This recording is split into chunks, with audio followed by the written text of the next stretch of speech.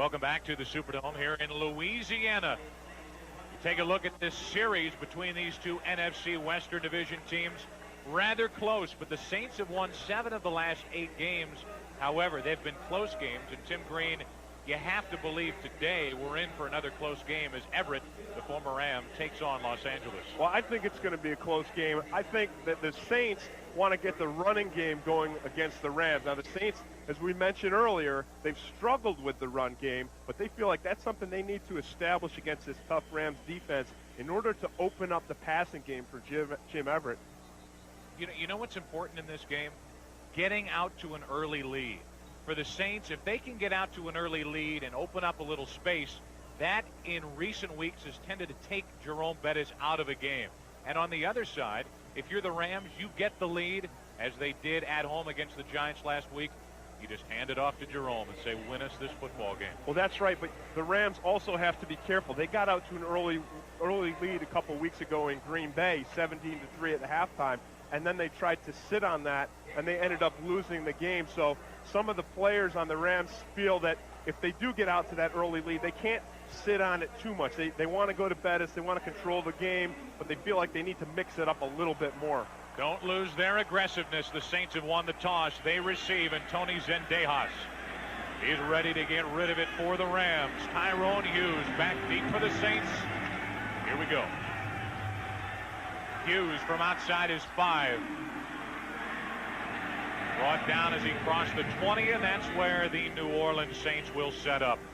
Jim Everett charging onto the field for New Orleans. He can't wait to get out there. The former Ram this week has said, bring it on. He's protected by a very good offensive line. Everett has been sacked only 6 times. In the middle, however, a rookie making his first start, Craig Nowitzki. The running backs, Derek Brown, Lorenzo Neal. The wideouts, Early and Haynes, and the tight end, good blocker, good receiver, Irv Smith, and they use him a lot.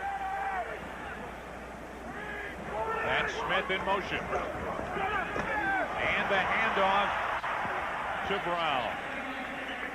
Picked up 5 on the first carry of the day, and we check out the Rams defense. Up front, DeMarco Farr is the newcomer, getting the start in place of Sean Gilbert, one of the best youngsters in the business. The linebackers, Pfeiffer, Conlon, and Kelly. And the secondary for the Rams, Henley, and light on the corners with 2 hard-hitting safeties, Pope and Newman. Second down and 5. Brown again. Tim Green, this is what the Saints told us they would try to do. Establish that run. They want to take advantage of the size differential with the 2 lines. Well, one thing about when you run the ball, you got to have a big guy like Lorenzo Neal. You got to use him. You see him here on Stokes, and then you also see Anthony Newman, 26, coming up. He started to move up towards the line of scrimmage before the ball was even snapped. So the Rams expecting the run on that play. Wesley Walls, another tight end, checks into the game for the Saints on 3rd down. Big rush. Everett steps up and finds Small. First down, New Orleans. 16-yard pickup on the first pass of the day. Look at Everett. You think he's pumped up? You know, that's what he wants to do today, and that's what he believes he can do. That's pick apart the Rams secondary because he feels like he knows them. And of course he does. He practiced against them every day for 8 years, and he feels like he knows their strengths and their weaknesses. First and 10 of the ball set up on the 4. Brown again. DeMarco Farr brings him down, but not before Brown can pick up 5.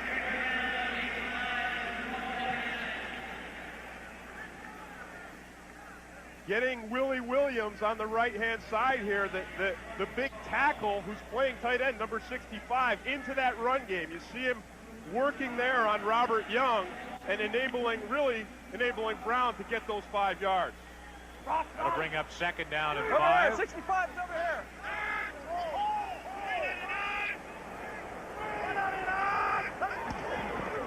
And Everett to put it up. Again, he finds his wide receiver. This time it's Quinn Early, and a first down. New Orleans. They got 11. Well, Jim Everett said that he knows how to beat those DBs. He knows just how to break, and he coached Quinn Early. He coached Michael Haynes during the week and told those guys, here's what you want to do. Here's the steps you want to take in order to take advantage of the Rams' secondary weaknesses. First down to the 40.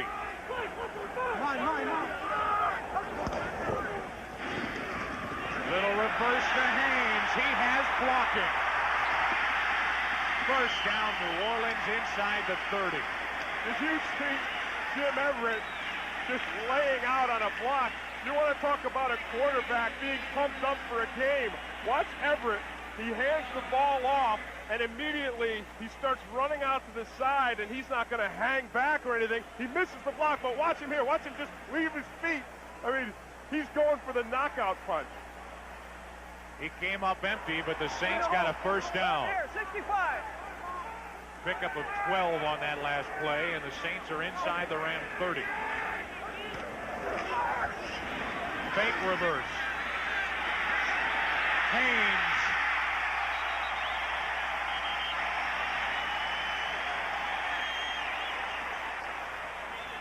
Inside the 10, Haynes working on Todd Light. Again, you're going to see the Saints receivers making the breaks, and then the ball will be there. Jim Everett knows when to throw it. You see it right there. Haynes makes the break outside. There's the ball. Two tight ends set into the game for New Orleans as they set up with a first and goal. Brown. Big yards as he cuts it over the left side. Another 5-yard pickup for Derek Brown. He's getting 5 yards a carry. When you talk about establishing the running game, when you get down into the red zone, 10 yards, and you're running it, watch it here. Watch Dombrowski, number 72, on the left side of the screen. Chipping off and then getting onto the linebacker and getting Conlon. Conlon still gets off him to make the play, but after 5-yard gain. Second down and goal. And the ball resting on the 3.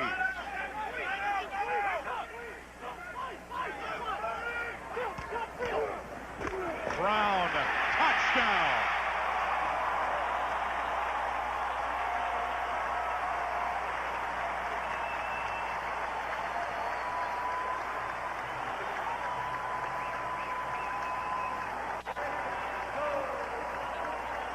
Doesn't get any prettier than that. Drive on the first possession for the Saints. And Jim Everett just raced off the field and started hugging guys on the Saints sideline. You talked about getting out to an early lead and an early jump. Well, that's what the Saints have done. The tack on the extra point, Morton Anderson. Perfect all season long, and the Saints jump out to a 7-0 lead.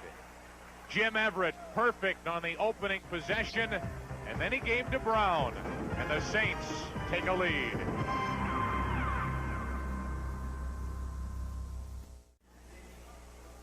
One of the most interesting cities in North America, New Orleans. Happy to be here today. Jim Everett, what a drive. And when you talk about a running game and a two-back offense, you talk about the fullback. He's the workhorse. And watch Lorenzo Neal blocking Shane Conlon here. Just blasting him back, opening the hole, and Derek Brown goes in untouched. 7-0 New Orleans, and now Morton Anderson kicks off. Todd Kinchin from his 5. The ball comes loose. Big hit put on, and J.J. McCleskey putting on a show after that hit as the two teams wrestle for the football. After McCleskey made the hit, you saw him rounding towards the crowd, waving his arms, trying to get that crowd up. The Saints want to get the crowd into the game. They want them to get into it early. They want that noise to be a factor. Watch McCleskey here. He strips it from behind. He pulls it out there, pulls Kinchin's arm.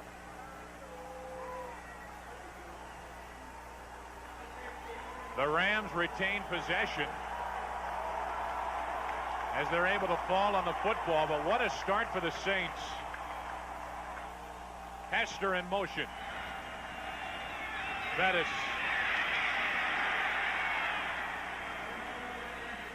A pickup of 3 for Jerome Bettis. We give you a look at Chris Miller, back at quarterback for the Rams in his first season in Los Angeles. He's protected by this offensive line. Numerous switches.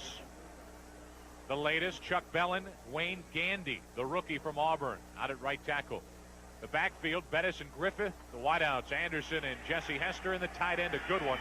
4 touchdowns this season for Troy Drayton. 2nd down and 7.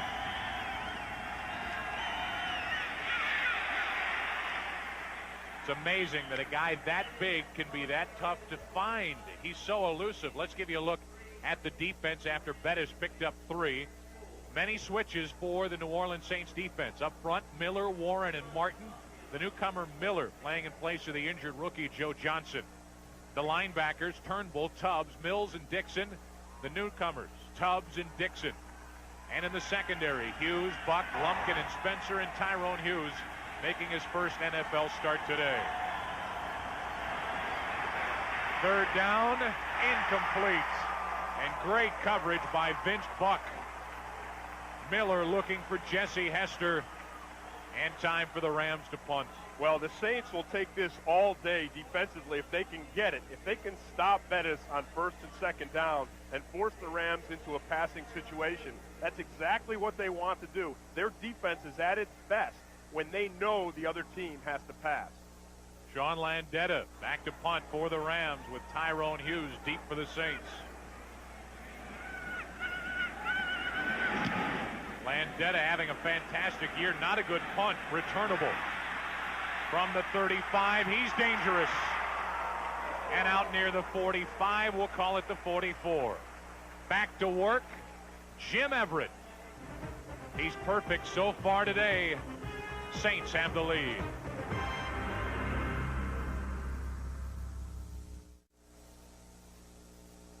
There was a late flag on the punt return by Hughes. They flagged Israel Byrd, just activated on the right of your screen. And that'll cost the Saints 15 yards, in essence a 20-yard swing, and the Saints would have had it outside the 45 where Hughes returned it, now have it inside their own 25. Last season, the Saints only had 1 penalty, 1 illegal blocking penalty on all their punt returns. The reason being, they coach those guys. They say, listen, if you miss a block, don't worry about it. You go ahead and find somebody else, because Hughes has the ability to make guys miss. Jim Everett back to work. It's amazing this season. A little something new for the Saints. In years past, before Everett got here, it's been find Eric Martin. That is no longer the case. In the first 7 games, he's really spread the ball around. Yeah, I mean, you see everybody getting the ball. Early and Haynes with 37, and then you see Walls and Smith, 2 tight ends, and if you combine those guys together, you see that they've got more than Early and Haynes. So Everett really spreading the ball around and not allowing teams to focus in on Early as they have in the past. Anthony Newman told us, hey, it used to just be Eric Martin. You knew the Saints had to throw, find Eric Martin, defend him, and you could stop the Saints. That is no longer the case. On 1st down, Everett hands to Brown. Just came up short of 1st down yardage. He got 9. Well, we expect to see Mario Bates in here, but if Brown keeps running the way he's running, I can't think of any reason why you'd take him out. And the Saints really catch the Rams in a stunt up front here. Watch them. Switching around, Stokes coming to the inside, Conlon coming to the outside, and then Brown just splits the seam between them. 2nd down and 1. Brown is hammered. Gerald Robinson. Hello, Mr. Robinson. You talk about an aggressive, penetrating defense. That's aggressive, penetrating defense. Robinson wasn't the only guy. Watch these guys get into the backfield. You see 3 Rams linemen up there in the backfield. Look at them all. I mean, you can't run the ball when those guys are back there like that. Robinson was there, Jimmy Jones, and DeMarco Farr. We'll bring up 3rd down and 6, a loss of 5 on that last play. Over the middle early, 1st down New Orleans.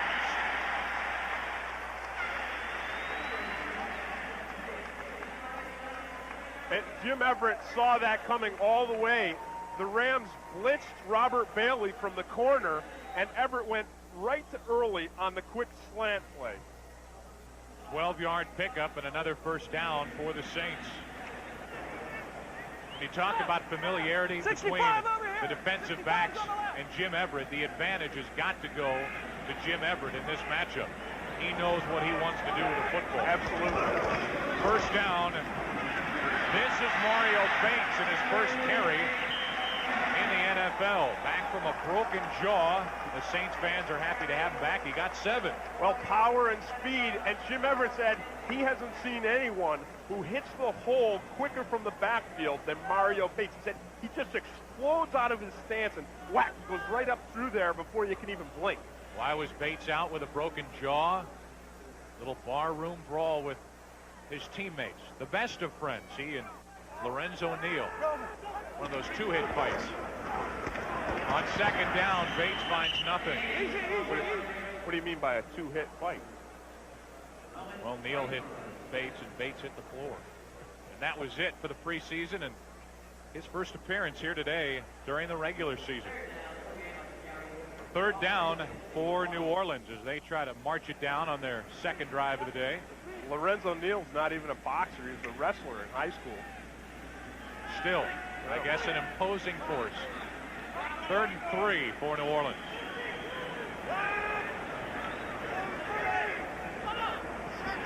Haynes in motion. Over the middle, Michael Haynes. 1st down, Saints. When you see the motion like that, where Haynes kind of zips in and zaps back out, what that's doing is that's allowing Jim Everett to read the defense. That tells him that Light is man-to-man on Haynes. Watch Light running with him and then running back. So Jim Everett says, okay, I know he's locked up. Now Haynes comes to the inside. He's wide open. What a start to the day for Jim Everett as he finds Michael Haynes for 10 yards. Everett 5 out of 5 for 69 yards. Trying to make it 6 out of 6. He does. What a hit put on by Kelly as the tight end Irv Smith brought it down. How'd he hang on? I don't know how he hung on, but Kelly put a heck of a hit on him, but Smith looked like he got the worst of it.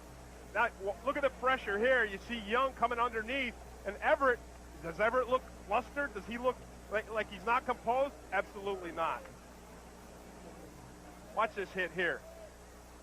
And Irv Smith, I mean, you got to be a big guy to absorb a hit like that and then just get up. He hung on, and it brings up 2nd down and 5. Bates fighting for yards. He got only 1. 6 out of 6 for Jim Everett. Talk about Everett getting hot. He's hot right now. You talked about it at the beginning, Tim. You have to pressure Jim Everett. Well, we saw some pressure. He just bounced it outside on the roll, and he finds his tight end. Right, they got to get pressure, but they got to bring him down, and they got to get the hits on him to have any effect at all. 3rd down and 3 for the Saints. Over the middle, Wesley Walls. 7 for 7 and down to the 30. Well, you talk about spreading it out, and 4 different guys have caught passes for the Saints already. This time, Wesley Walls gets it, comes off the line, makes the move on the safety there, falls right on the money. 81 yards passing in the first quarter for Everett. And a perfect 7 out of 7, and the Saints are set up at the 30. Already well within Morton Anderson field goal range, but they have loftier thoughts. Walls all alone, There's your touchdown.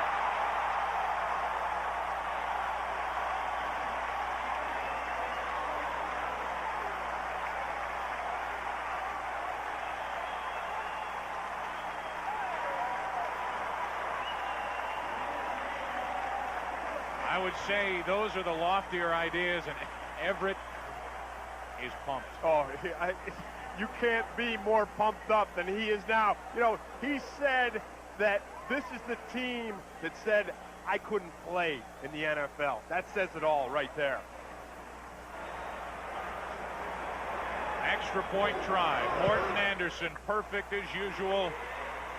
14-0 New Orleans.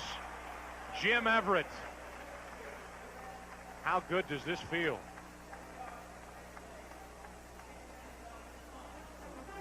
It's Everett and the Saints, and a big old smile.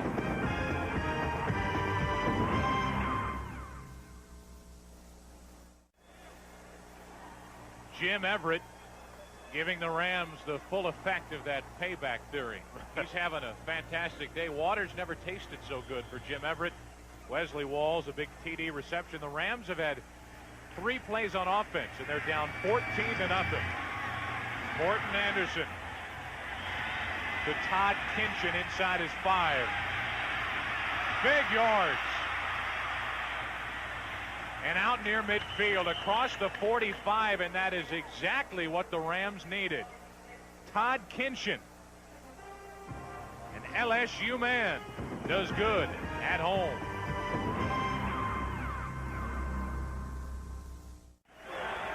Chris Miller sets up in the first quarter.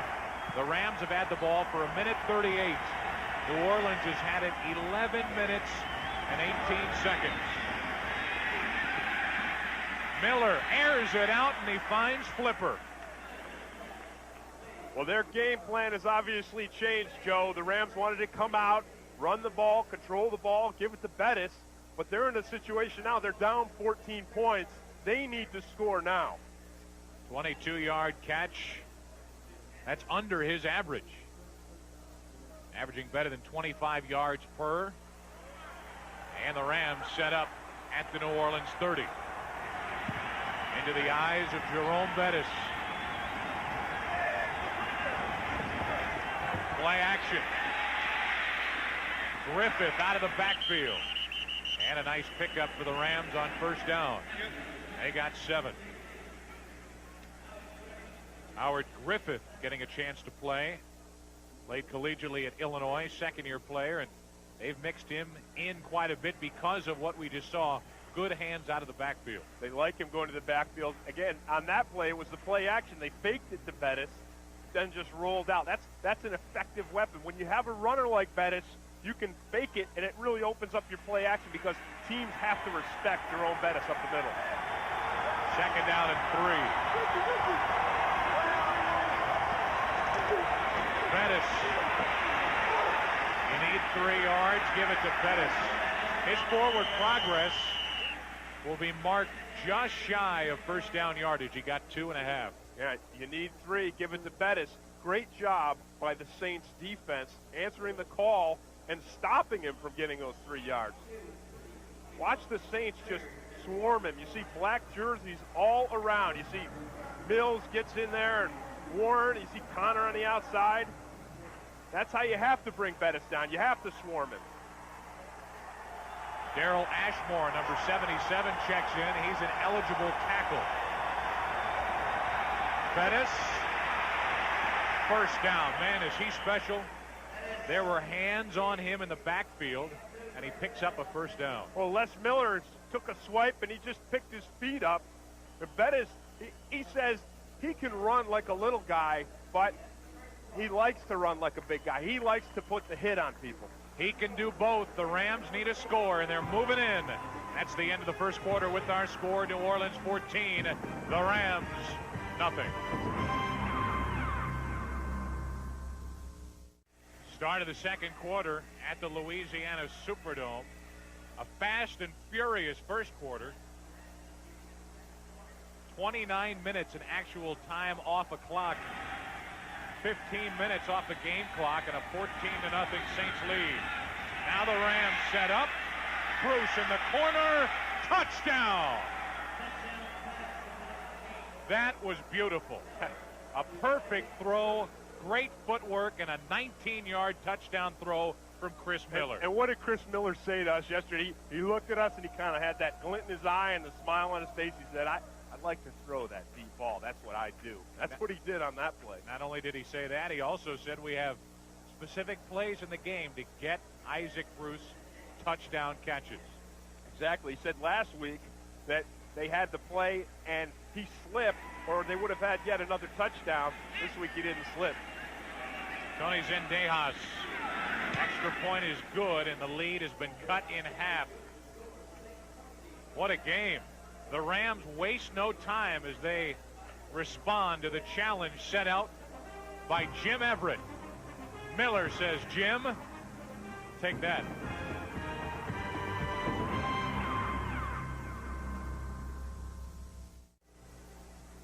Well, a lot of flavor to this city, and I guess the flavor would be spicy, hot. That's the way it is inside as you look at the two quarterbacks, and one's going at the other here today, Miller and Everett. Both of these guys perfect so far today.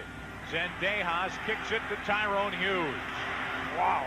He runs into a wall out at the 25-yard line. Boy, you know, I mean, Hughes accelerated almost all the way back from the goal line. He didn't let up at all, and then you said it correctly. He hit a wall. New face and definitely a new weapon for the Los Angeles Rams. Isaac Bruce, what great footwork after the catch for the touchdown. Yeah, and Chris Miller said that Bruce reminds him of Michael Haynes, who he played with in Atlanta. Watch him here, just getting that last foot in. That cut the lead in half, and now Chris Miller turns it over to Jim Everett and says, your deal. Brown picked up a couple over the middle. You know, Lorenzo Neal is just punishing the Rams linebackers. Watch him here. He's right behind the post here. Watch him just running up into the line of scrimmage and hitting Shane Conlon. Look at that. I mean, he not only blocks him, he blasts him backwards for about 2 yards, and that's Shane Conlon. I mean, he's no slouch. He's a tough linebacker. Second down and 8.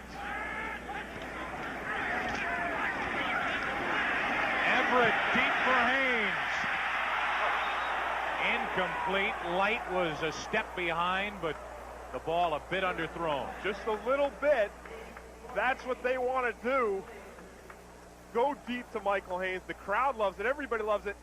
Todd Light's going to have a tough day today because Haynes has got speed. And you see him here. He's out in front. And if that ball has a little more air under it, Haynes is gone. First incompletion of the day, and we're 14:05 left in the half.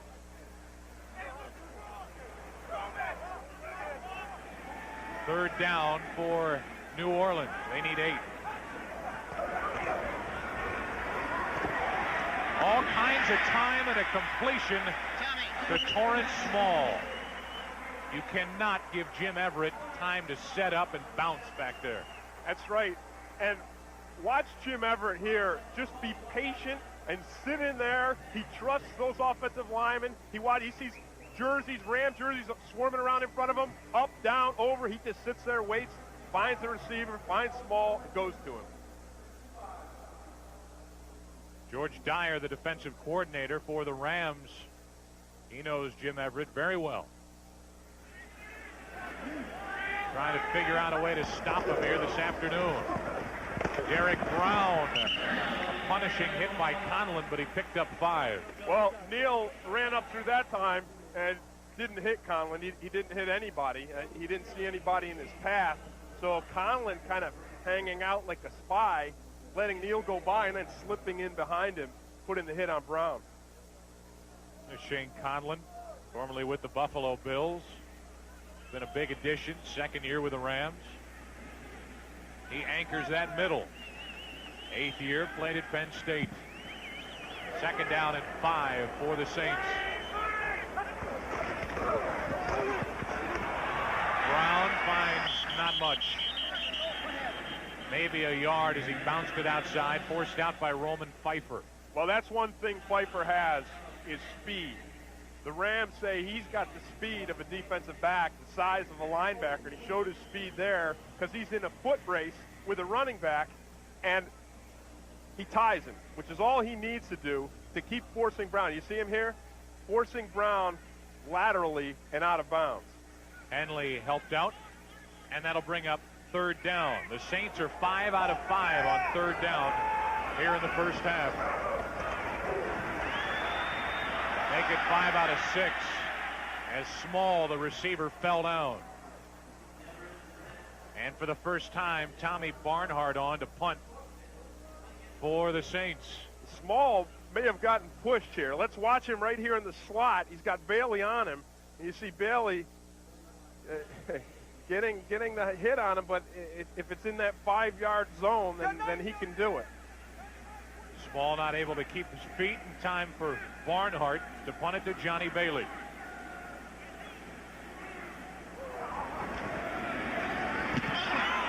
Big rush put on by Isaac Bruce, and he is hurt. Bailey with a fair catch. Isaac Bruce knifed through the blocking, went after the punter, and stumbles off the field. That's life on special teams. Bruce with a touchdown catch.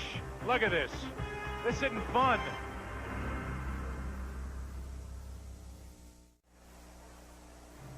We'll give you a look at the standings in the NFC West. A big game for each team. Each team has a bye coming up. The Rams would love to be 4-4 going into a bye week, and the New Orleans Saints would love to go 3-5. It ain't that great, but it's better than 2-6. Here's Bruce after he rushed Barnhart. He came up cringing. He was banged up a little bit. First down for the Rams, just inside their own 10-yard line. Intercepted off the deflection. Out of the hands of Bettis. Intercepted by New Orleans. Tyrone Hughes, his first NFL start, comes away with a pick. He's doing it all today. He's returning punts. He's covering kickoffs. He's starting on the defense, and that's got to feel good to him. He uses his closing speed on this. When that ball goes up, you got to be fast to get under it. Tyrone Hughes, a former receiver when he played collegiately at Nebraska.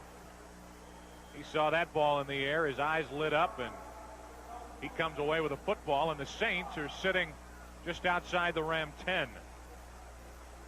Got 65 over here. Extra tackle in the game, Willie Williams for the Saints. He's eligible. Number 65. Mario Bates finds nothing. Couple of yards for Bates, and here is an early test. They've been tested, but here is a big test for the Rams defense. Well, it's a tough task, too, when the other team gets the ball down here in the red zone on the 10-yard line. You've got to stop them. Being a former defensive player, are you saying hold them to the field goal try? That's, I guess, the best you can hope for. Yeah, if you hold them to the field goal, it's a win. Second down and 8. Bates again in the backfield for New Orleans. Haynes short of a first down. What great work by the offensive line of the Saints to pick up a blitz. That's right. The Rams sent the student body on that one, and a nice job by Everett reading it, picking it up, hanging in there. The offensive line giving him the time. Give you another look at the interception off the hands of Bettis and into the waiting arms of Tyrone Hughes. Yeah, and watch Hughes. He's got to come from a little bit to close on that. He's out there covering a wide receiver. That's the first interception of his career. And he'll keep that football. Third down here for New Orleans. And 3.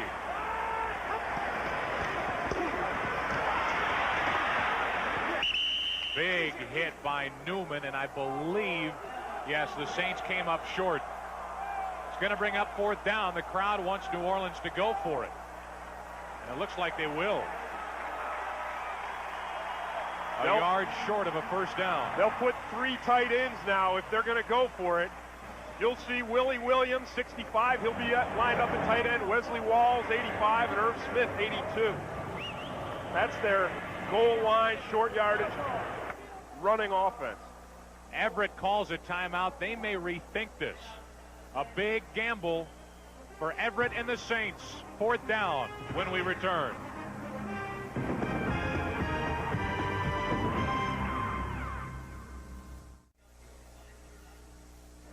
Jim Mora has changed his mind, Tim. Now the Saints will pick up the points or at least attempt the field goal. Well, the Saints tried to run their 3 tight end offense out onto the field. They tried to catch the Rams in their regular defense. The Rams responded just as quickly. They ran their goal line defense out onto the field. Mora said, forget it. We'll just kick it and get the 3 points. Good decision here in my mind. They have the 7-point lead. They got the turnover. Turn it into points. Right. If they could have caught the Rams not in a short yardage defense, then go for it. But otherwise, you're right. Go for the 3. 21-yard field goal try by Anderson, and he is perfect. So the streak of 4 straight outside of the uprights is history. And Morton Anderson, who doesn't even like to use the S word, slump. Right.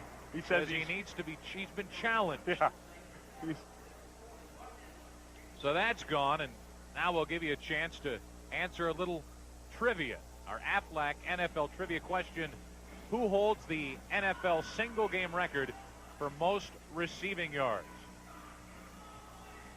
We'll give you the answer right now. Flipper Anderson, 336 yards against the Saints in '89.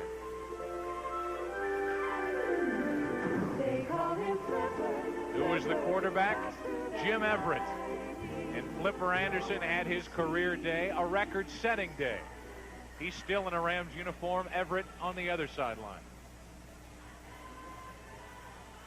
Jim Everett had a fantastic day that day as well. In fact, with around 5 minutes to go in that game, the Rams trailed the Saints 17-3, scored 2 touchdowns, forced overtime, and won it with a field goal in OT. Well, and that game was really the reason why the Saints brought Jim Everett here to be their quarterback. This is before the game as Jim Everett renews old acquaintances with Flipper Anderson.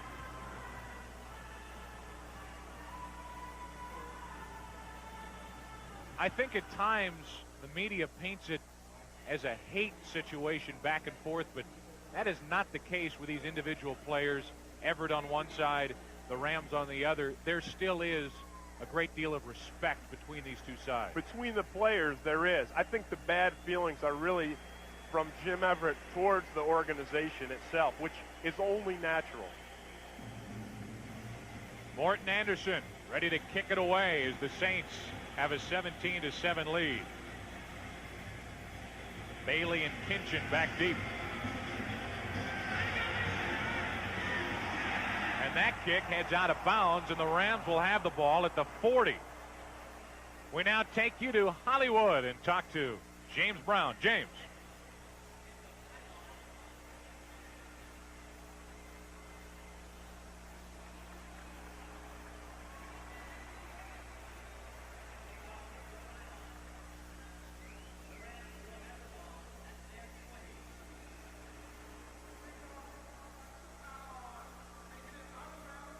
Our McDonald's game break, and we thank you, James Brown. How about time of possession with 9:51 left in the second quarter? The Saints lead by 10. They've had the ball 16 minutes, 11 seconds. The Rams 3:53. The Saints beating the Rams at their own game. That's what ground Chuck is all about when you talk about Chuck Knox.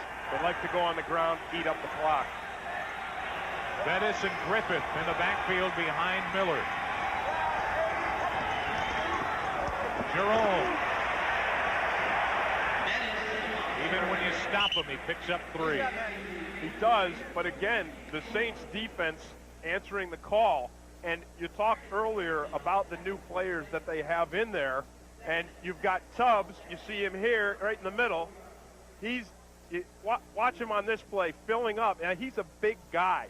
They replaced him with James Williams, who's about 220. Tubbs is 250, and you see him taking on the tackle who pulled around and then getting up and closing the hole. Second down and 7.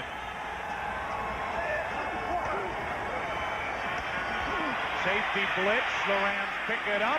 Intercepted. Jimmy Spencer. And the second pick of the day.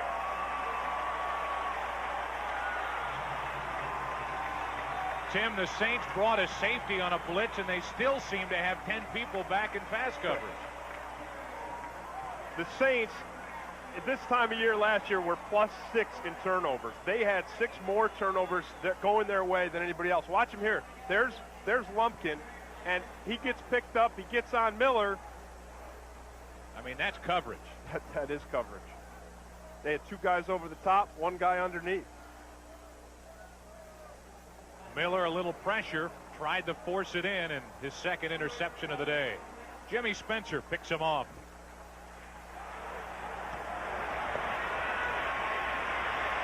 They're going right after it. Incomplete to Michael Haynes, and a flag on the play.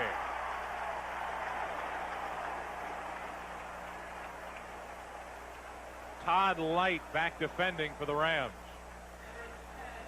The Saints want to put teams away early. They need to get that lead and jump on that lead, and you see him here going for it all. Now they're going to have it on the 1-yard line. Our referee today is Johnny Greer, and we'll give you another look. Watch Light. He gets his hands on him. Not much. Not much at all. But it's enough.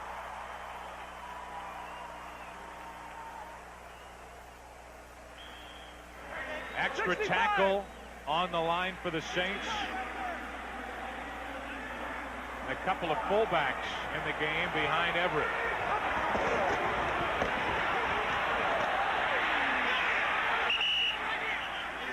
Neal did not get in.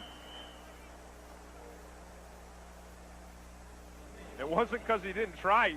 He did everything and even lost his helmet. Watch him here. Gets hit by he's knocking guys' helmet off. It wasn't his helmet. Boy, that's an effort. Yeah, it is an effort. A 2-back backfield. 2 fullbacks back there with Neal and Ned on that last play. And they're in there again.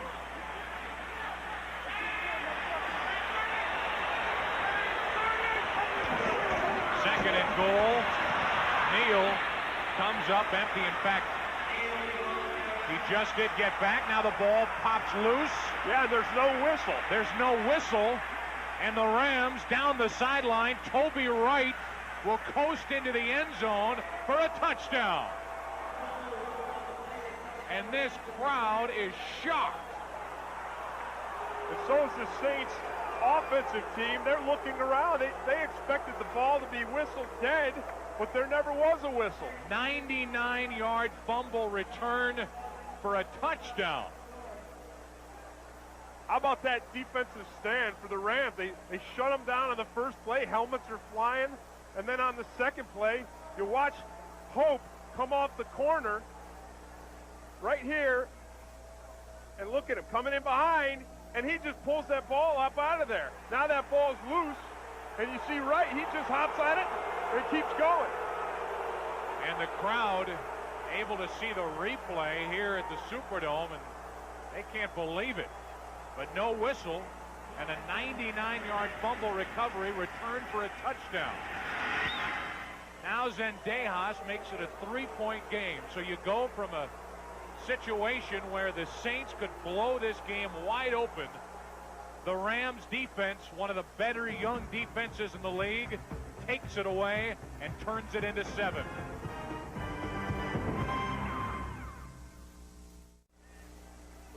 Well, the ball is definitely out before Lorenzo Neal hits the ball, hits the ground. Look at it here. I think he loses the ball right there, and then Pope comes in and puts the clamps on him, doesn't allow him to get his hands on it. And then you're going to see Wright, and you'll see the blue gloves, so you know that it's Wright, and he's right on it right there. You see him scooping it up, and no one touches it.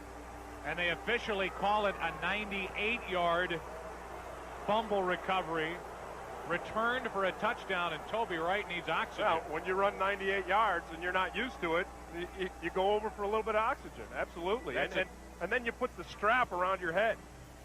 That's a team record for a fumble recovery returned for a touchdown. And Marquez Pope in on the play. Toby Wright picks up the touchdown. Tyrone Hughes from just inside his 10. Con Light, the only chance to bring him down. Great blocking. Touchdown.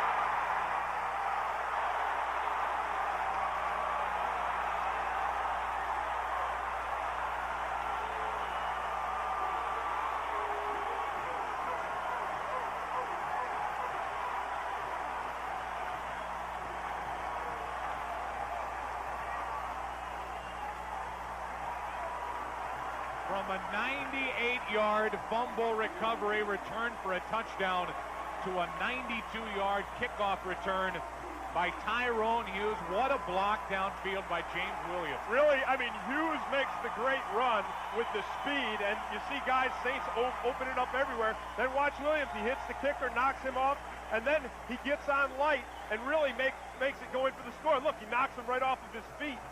And Hughes with the great run, but Williams really enabling the ball to get into the end zone. Tyrone Hughes, in his first start as a defensive player, has scored a touchdown and picked off a Chris Miller pass. Look at Williams pass. again. Look at him there. Just knocks Light right off his feet. Knocks him sideways, flips him over. You can do that when you're a linebacker. Well, James Williams was taken out of the starting lineup today in place of Winfred Tubbs, but Williams certainly adds to this game. Yeah, he doesn't get that block, and Light has got Hughes before he gets into the end zone. James Williams helped with the convoy to get Hughes into the end zone.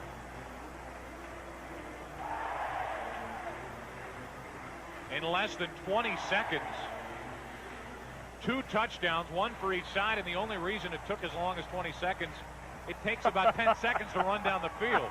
I don't know if it takes Tyrone Hughes 10 seconds, but it takes everybody else 10 seconds.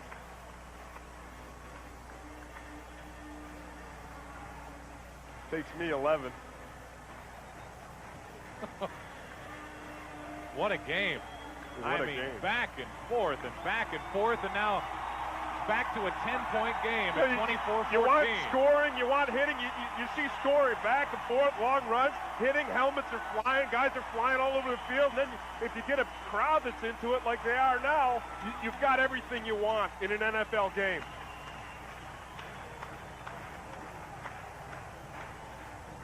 That kickoff return for a touchdown by Hughes ties the 5th longest in National Football League history. By the way, Tyrone Hughes has the 3rd longest last season, a 99-yarder in Minnesota.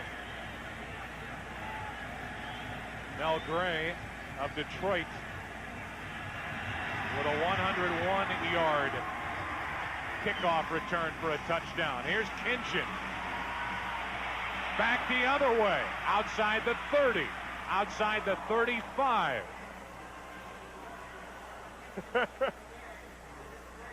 If you blink, you just miss this, or if you went for a sandwich or something to drink, 2 big plays. The Rams first. Watch them here. Marquez Pope getting that ball out right, picking it up, 98 yards for 1 touchdown. And then the return by Tyrone Hughes, the block by James Williams, all the way into the end zone. What a game, huh? You know, you look up at the scoreboard, it's just a 10-point game at 24-14. The Rams trailing, and now they have the ball outside their own 35. Bruce back in there for the Rams. He was in motion, and he catches the pass. Isaac Bruce with a pickup of 9 over on the far sideline, and now it's Miller's turn to deal. And Chris Miller loves a game like this because he's a fine quarterback. He's got an accurate arm, and he loves going to the air. He wants to air it out. He doesn't want to hand the ball off to Jerome 30 times and not get any action. He'd just as soon get into a shootout. Well, he gets his wish here today in New Orleans. 2nd down and 1.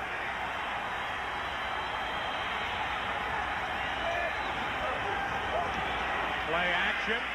A little roll and complete to Bruce inside the 40. You know, a lot of times as a player, you see these big plays flying back and forth, and guys scoring touchdowns back and forth and big plays and strip fumbles and helmets flying around. And what it does is it gets everybody fired up. It gets everybody geared up because, you know, they want to get in on the action. They want to get in on these big plays. I got to keep you in the booth. I know. I'd love to get out there. I think anybody would. This is fantastic. Oh, it is. It's a beautiful game. Now the Rams have it inside the Saints 40. And a first down.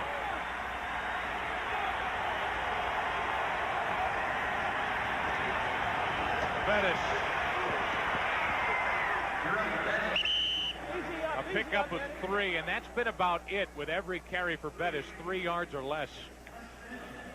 Winford Tubbs, 54. Watch him here. They brought him in here to shorten the point of attack, and watch him taking on Griffith right there, stopping him, pushing him backwards, closing the hole. Bettis said there's not going to be a big hole, there's going to be people in it, and Winford Tubbs was the guy who was in it. Maybe not today.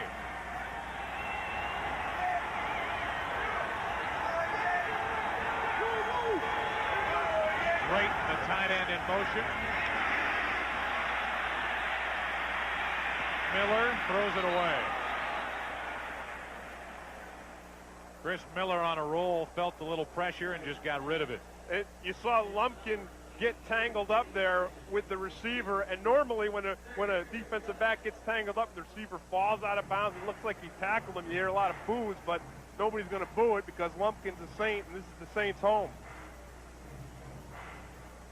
You know, what a change from what you typically see with a Saints-Rams game. Two very conservative coaches. This game is full throttle, wide open. Yeah, it's open for, and how about the crowd? I mean, it's about 10 times as loud as it was in the beginning of the game, and can you feel the energy? You can. It is a tough place to play when this crowd is involved in the game. The Rams need a timeout. We'll catch our breath. Woo! Back in a moment.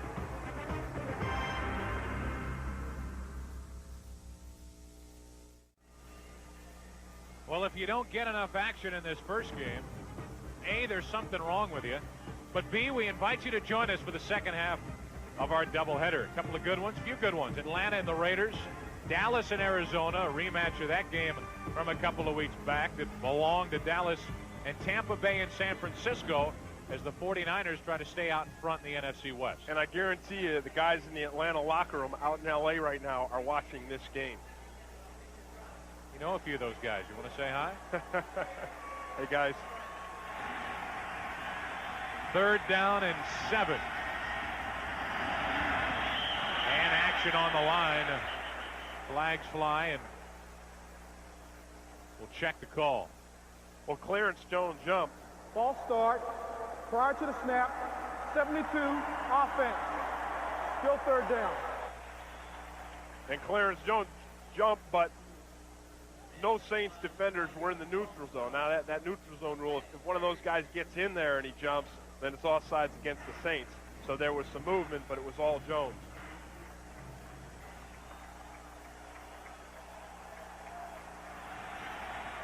Third and 12.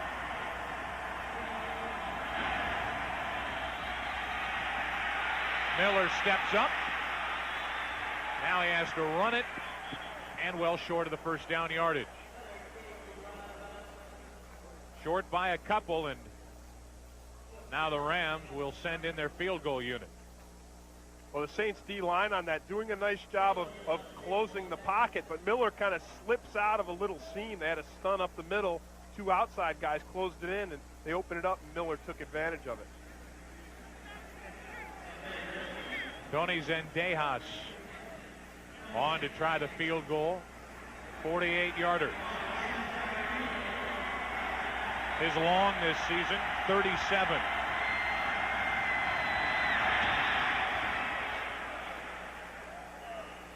Make it 47. Officially a 47-yard field goal for Tony Zendejas, and the Rams are within 7.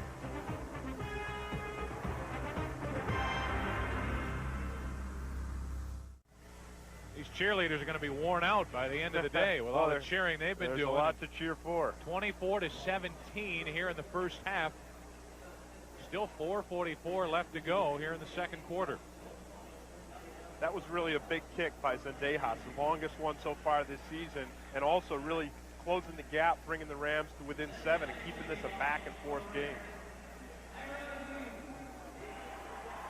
Tyrone Hughes has had a big day.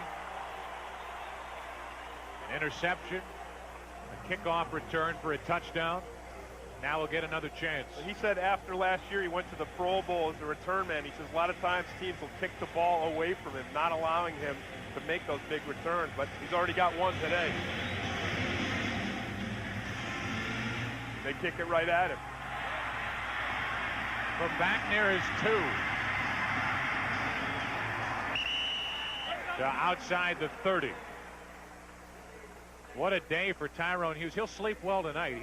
He hardly leaves the field. Well, he said he slept well all week. He said he knew he had to get rested up because this was going to be a long day for him. A lot of running back and forth.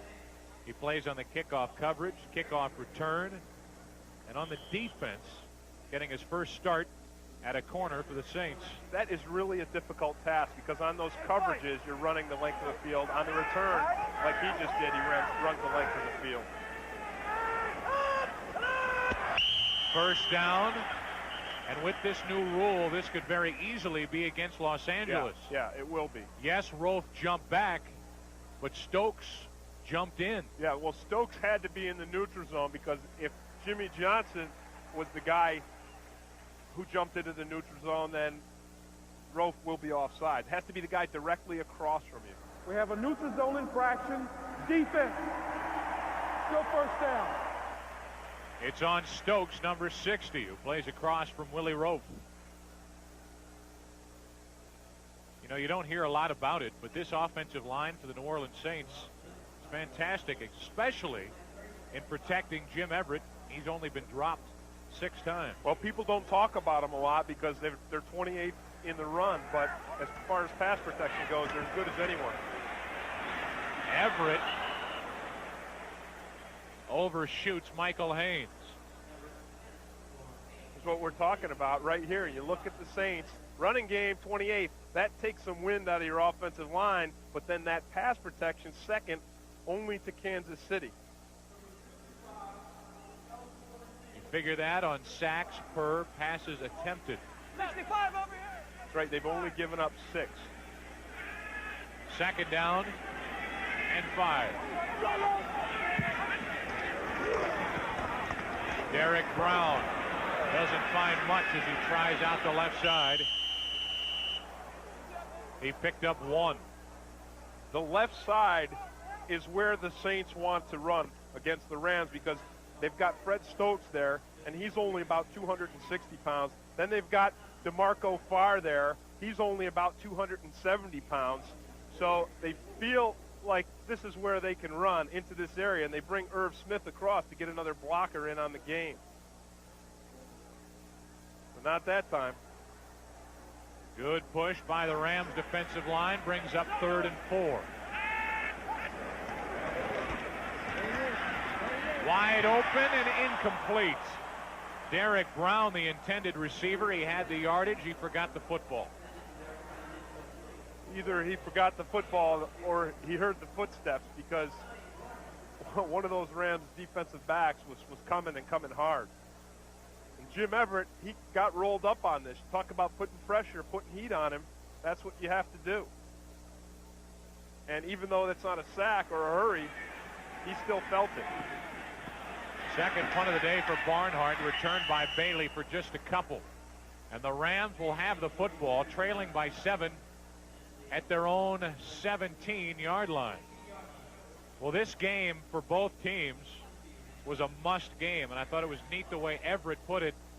He said, yeah, this is a must game, but this is like a playoff game because we cannot afford another loss. We need a win. Yeah, if they're going to have any hopes at all of reviving this season at 2-5, they have to win today, and they have to win against a divisional opponent. The Rams, on the other hand, really expect to be a wild card team. They expect to get into the playoffs, as Chuck Knox has done with his teams in the past. After a couple years, they need to be 4-4. A bye week next weekend for each team.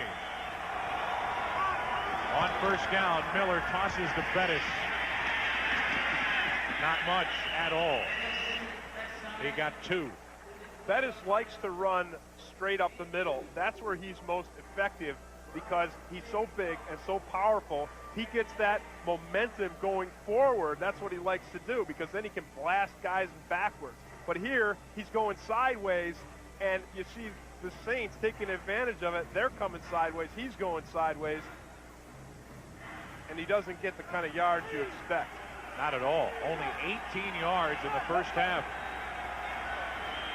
Second down and 8.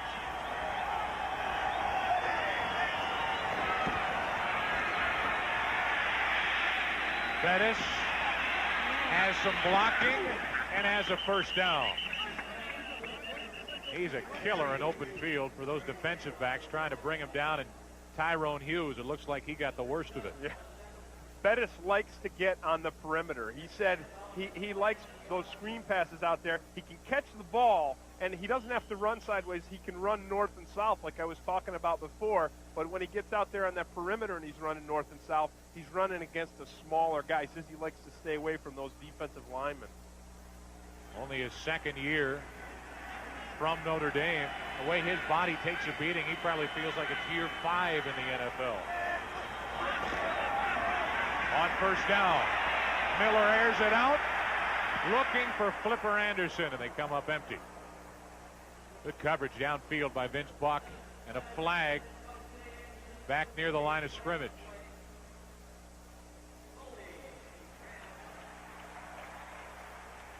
So the hold against Los Angeles, and they're moving backward.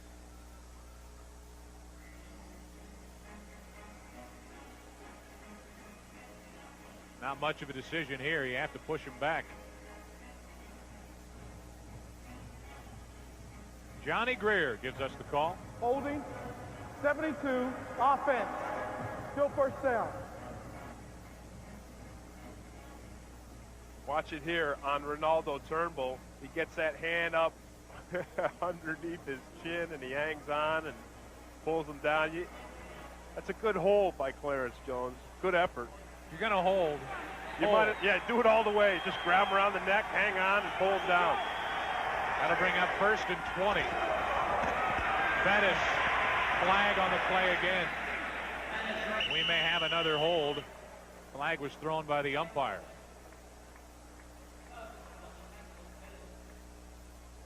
Interesting choice of call on first and 20 to go to Bettis.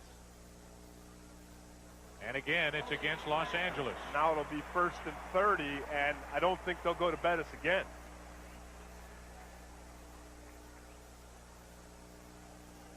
And the Saints motion as if they're going to march him back. This will be inside the 20. Illegal hands to the face. Number 70, offense. Still first down. Wayne Gandy, the rookie from Auburn. Watch him right here. You see that? That's where it is. On the face, he's got that mask.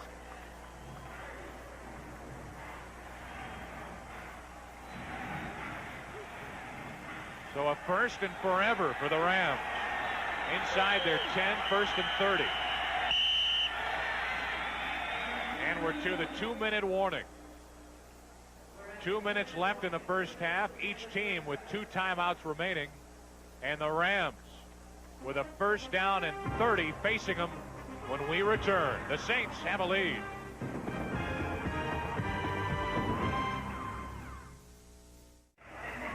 With 2 minutes to go and the Rams first and 30 backed up near their own end zone, the decision that they have to make is, do they want to try to keep the ball on the ground and run the clock out because they're inside the 2 minutes, or do they want to try to go for the first down and get it and keep the ball moving?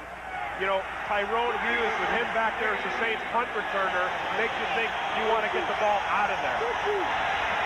First and 30. Bettis, they keep it on the ground, and Bettis brought down at the 10. Now, the Saints are going to want to start to call timeouts pretty soon here because they want to keep the Rams pinned down. in near their own end zone and then make them punt out of here. Get him to get a good return and then go in for a score right before halftime. Each team with 2 timeouts remaining.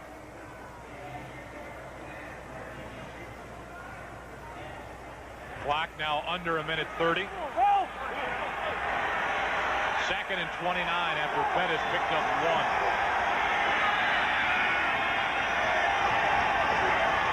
They keep it on the ground. And now you'll see the timeout. Now the decision to take one of their 2 remaining timeouts for the Saints. And the clock is stopped with 1:10 remaining in the first half. This really isn't surprising with Chuck Knox. That's kind of the way he likes to coach. Again, ground Chuck. He wants to run the clock out, eat up the clock, and force the Saints to score. He doesn't want to try to go for it on 1st and 30, 2nd, 30, 3rd and 30, and put the ball into the air, take the chance of a turnover, of an interception. But you make the good point. While you don't necessarily need the first down, you need yards to help the field position war, especially with a guy like Tyrone Hughes back to return punts.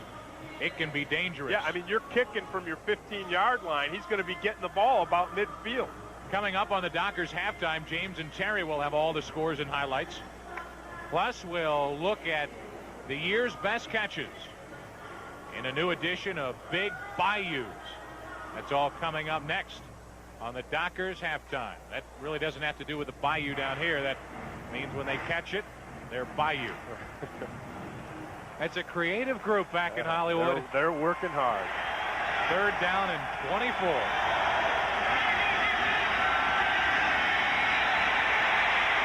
Screen pass to Bailey. Brought down from behind.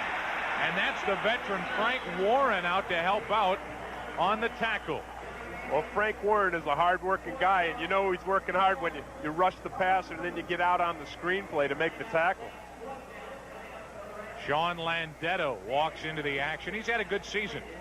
3rd in the National Football Conference with an average of better than 44 yards a punt. He's going to need it and some hang time with Tyrone Hughes back deep for the Saints. Well, part of a ground control offense is field position. You want to lengthen the field for the other team, and if you want to have field position, you have to have a punter like Sean Landetta who can not only get the distance but get the hang time. The Saints will get the ball back with under a minute to play in the half and no timeouts remaining.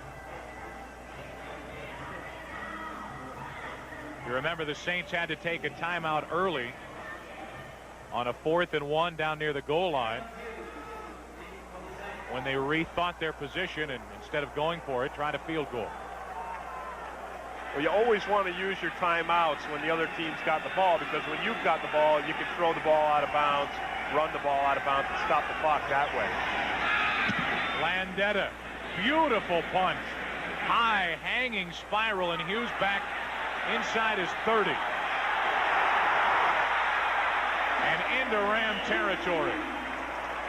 50-yard punt, but a 20-yard return, a hang time of only 3.6. Yeah, Landetta, that's called out-kicking your coverage. When you kick it that far and it's low, it doesn't allow your coverage to get down there and tackle a guy like Tyrone Hughes. Talk about a size mismatch. Watch Bruce and McCleskey right there. Little forearm to the neck. Yeah. Special teams, that cannot. Doesn't look fun from up here. It's not. McCleskey did his work, and a 20-yard return brings it back to midfield. Screen pass to Brown. That's a smart call. A first down inside the 40. Brought down just shy of the 36. Now they got to stop the clock. It's a smart call because nobody's expecting it. They picked up a first down. Now they stop the clock. You don't necessarily have to get the ball in the end zone, but points would be nice.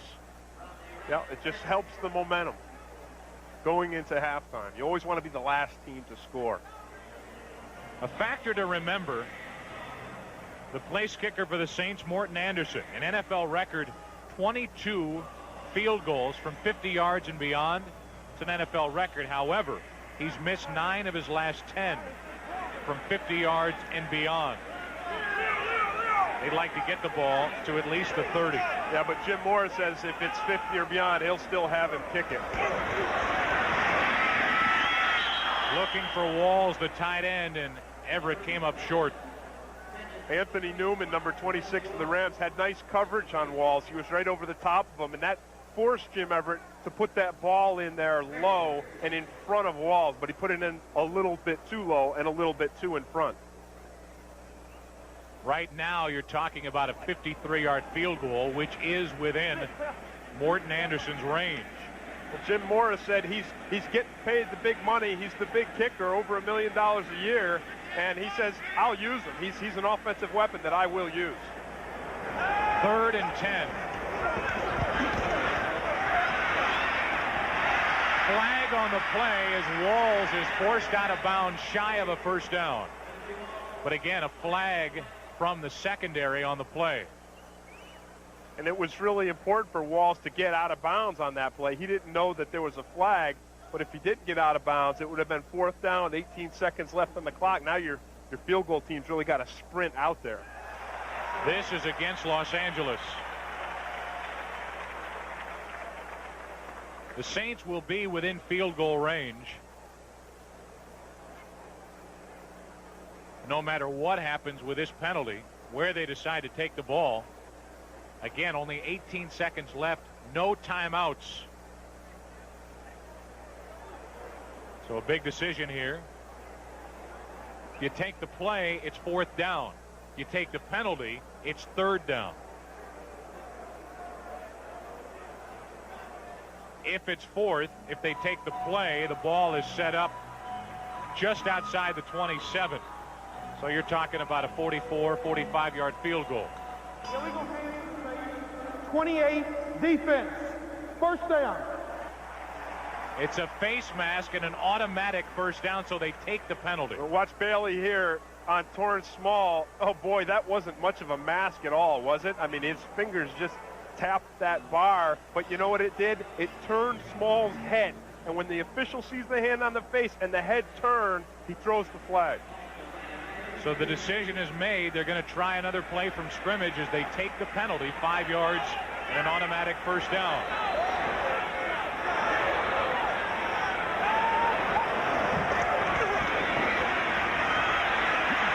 Everett with a flag on the play, incomplete on the sideline, looking for Early. Flag on the play and a little professional wrestling in the backfield there between DeMarco Farr and Jim Dombrowski. We'll get the call. There is no infraction on the play. 2nd down.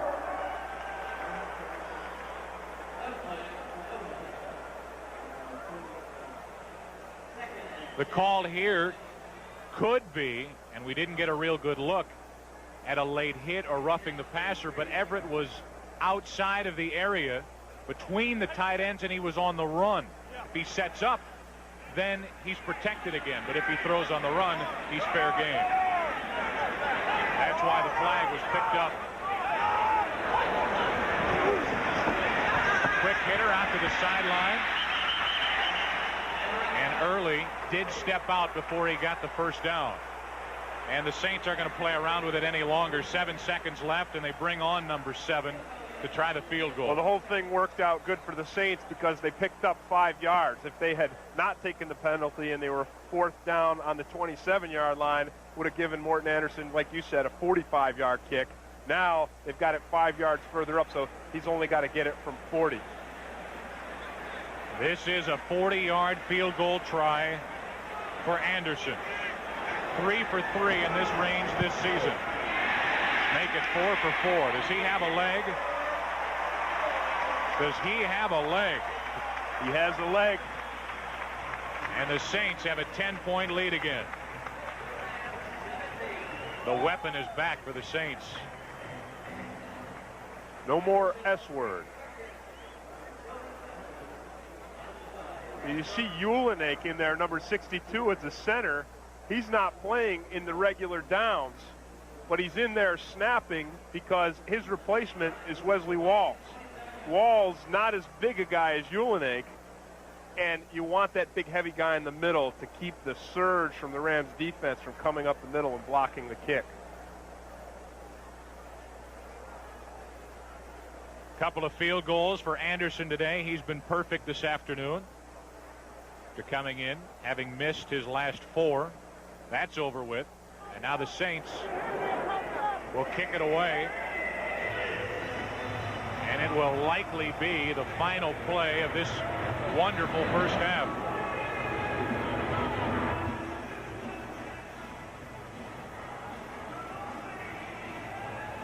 When you picture a Saints-Rams game with these two approaches to offense, you don't picture a 27-17 game at the half. No, you don't picture a 27-17 game at the end of the game.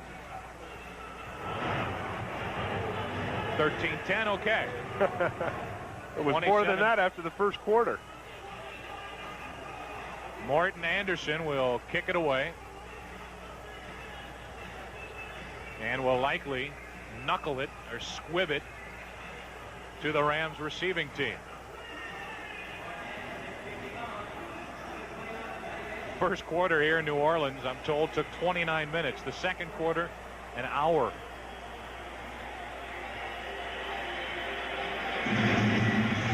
Anderson squibs it. It's taken by Howard Griffith.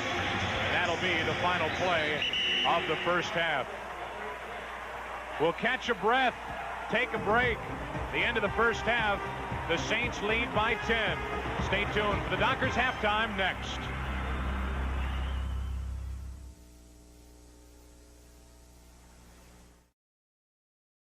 It's 27-17 at the half, the Saints and the Rams, and we need to take you through our first half highlights, brought to you by MCI, proof positive Tim Green. Well, we said that when the offense gets down in the red zone, if the defense can stop them and hold them to 3 points, it's a big play. But here you see the Rams defense not only stopping the Saints offense, you see Pope stripping the ball, you see Wright scooping it up and taking it all the way to the end zone. Watch him here on the left of the screen. You see the blue gloves. Then he picks it up, and he takes it all the way for the score. So not just a win for the Rams defense, but a huge play and a huge swing in the game. Look at everybody. Everybody's pointing. The end zone's that way. That sideline went crazy. It tired him out. But the Saints, they didn't blink, because now you see on the very next play, Tyrone Hughes, number 33, taking it all the way to the house. And watch James Williams right there. Block on the kicker. And then a block on Todd Light, who's really in position to bring Hughes down. And look at him there. He just puts him to the turf. And then Hughes taking it all the way in for the score. So the Rams defense doing a great job of scoring, and then the Saints special teams coming right back. You know, one point that desperately needs to be made about the Saints defense, it's not the defense that it used to be, but last week the Saints took on San Diego here at the Dome, and it was Natron Means, 125 yards, 3 touchdowns. He ran over him. They make changes, and in the first half, the second leading rusher in the NFL, Jerome Bettis, is held to 19 yards. They're doing something right. Well, Joe Johnson was hurt. They brought in Les Miller. He's a good run stopper. Then they brought in Ernest Dixon, number 56, for Darian Connor, because he's got a sore groin and he's been having problems facing up the blockers. Probably the biggest switch, though, Winfred Tubbs in for James Williams. And how tough is Tubbs? Not only is he 250 pounds, he played his senior year in college with a cast on each hand and a separated shoulder, and he still came up with 138 tackles. That's tough. Still came up as a number 3 draft pick. He feels like he should have been a number 1. Tension from his own end zone. Another big return for Todd Kinchin. Out to the 40. Word just in from the Rams bench. Chris Miller has a concussion. And here comes Chris Chandler. They cannot keep Chris Miller on the football field. He's been hurt on and off. He was hurt in Atlanta, and he's been hurt even this season, early in the season with the Rams. He got back in, did a great job, but now he's down again. But Chris Chandler, I spoke to him before the game. He's anxious. He's ready to get back in there. First play from scrimmage, second half, and right away, Chandler airs it out. Nothing there. In fact, Tyrone Hughes, who they're testing, had the best position of anyone to catch that ball. Miller is still on the sideline, but right now it's Chris Chandler. I don't remember Miller taking a big hit, that's something that would give him a concussion. We'll keep checking in with the Rams as the second half continues to get more information about Chris Miller. Now it's Chris Chandler's game at quarterback for the Rams. Second down and 10. He's the guy who led the Rams to that upset against Kansas City in Kansas City a few weeks ago. The Saints were not set up for this play, so the Saints call a timeout. Second half, Miller out, Chandler in.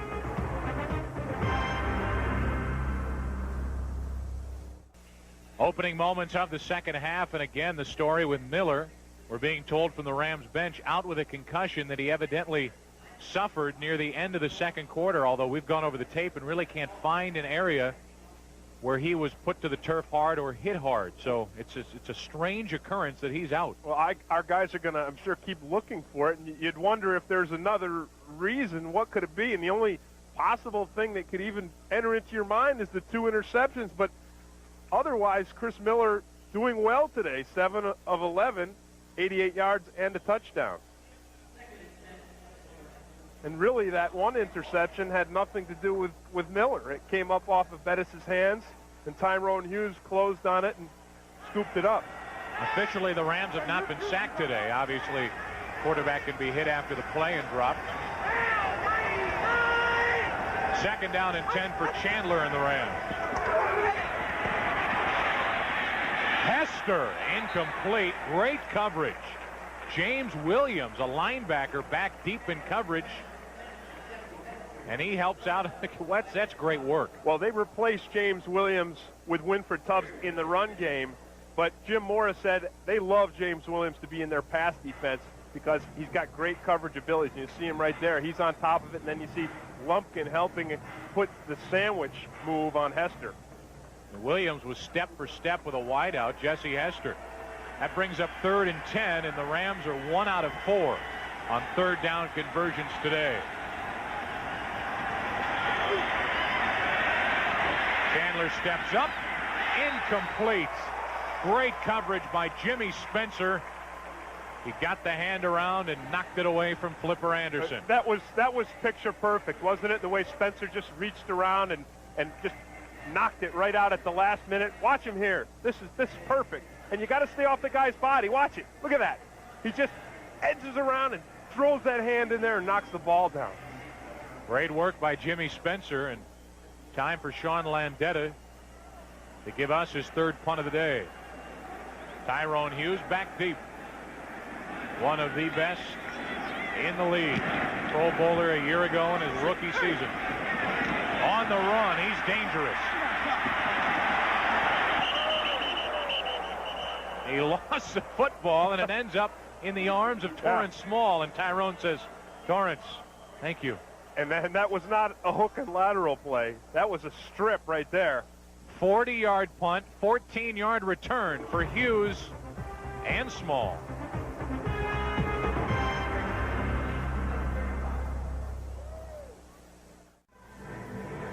This is Tyrone's day. He has been all over the field. A great day returning punts and kicks. He already has an interception on defense in his first NFL start, but here he gets a little luck. Well, he can make those guys miss, and there's a miss, but boy, he gets a hand on the ball. So Keith Lyle saving himself. Derek Brown picks up 5 over the middle. Chris Miller, if you want to read into it, I don't think you can here. I think he is definitely dinged. Moments ago, he gets the smelling salts or the ammonia Yeah. He gets it once, but he continues to do it 2-3 times, and there's something wrong with Chris Miller. Yeah, you don't snort that kind of stuff unless you got to get your head cleared. I mean, that he's dinged. He had to sniff that 3 times before he woke up. 2nd down and 5.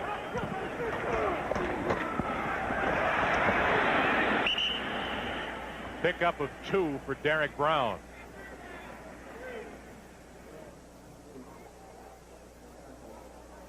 And it's time for the 3rd down unit to head onto the field for the Saints. You know, just to make one more point about the Miller-Chandler situation, you started to talk about the upset that they pulled off in Kansas City, and they shut out the Chiefs and won 16-0 behind Chris Chandler. Well, if Chandler didn't hurt his ankle, he'd probably still be in there. 3rd down and 3. Walls, the tight end. Poor tackle by Pope, and a 1st down and more.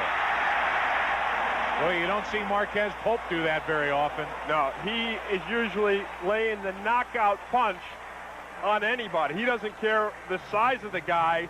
But Walls, what he does here is he catches the ball, and then he gets a little spin going. Watch him here. He just turns his body a little bit, and Pope bounces right off him. So not only a 1st down, but down to the 30.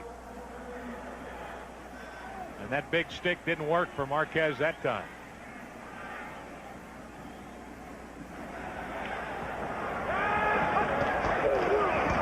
Mario Bates. A couple over the left side. Mario Bates does not want to be on the bottom of a pile of a bunch of Rams and a bunch of Saints big offensive linemen. He's got that broken jaw.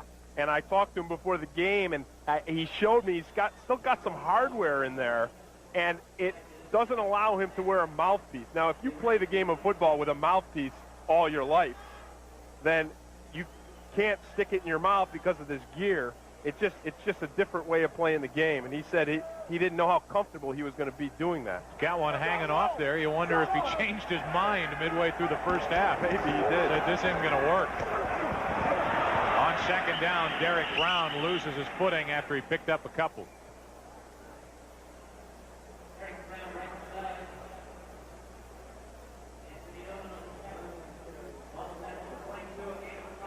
We'll show you the worst hit that we could find on the tape, the 1st half of Miller. But this is in the 1st quarter. Evidently, he didn't know. You know what, though? Did you see that? Did you see the back of his head there? It bounced off the turf. He obviously didn't think it was that big of a deal, but as the half progressed and then at halftime in the locker room, something came over him. 3rd and 2, and Mario Bates finds a 1st down.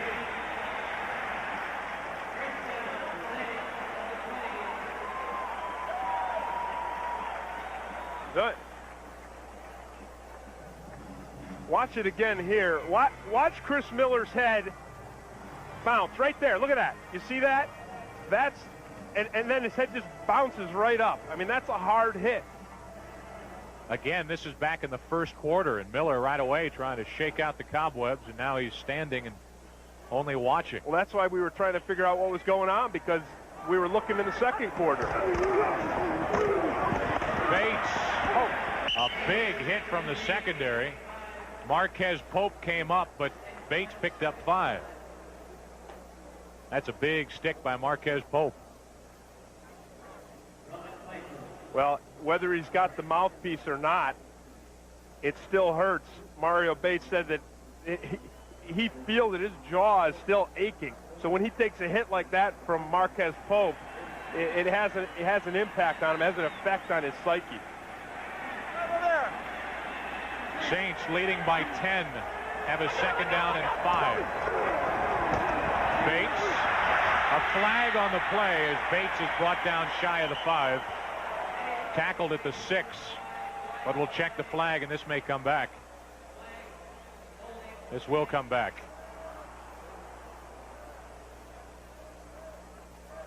Well, Derek Brown has been running the ball pretty well for the Saints in the past 2 weeks, and Their offense got over 100 yards in the past 2 games. Holding, 77, offense. Still second down. Willie Rofe on that one. But Derek Brown last week running for over 4 yards a carry. But Jim Morris said that Mario Bates has something special. Derek Brown's a solid runner, but if Mario Bates can get going, he could be a great one. That'll bring up a second down and 15 after the penalty. That's only the second penalty on the Saints today. This is Derek Brown.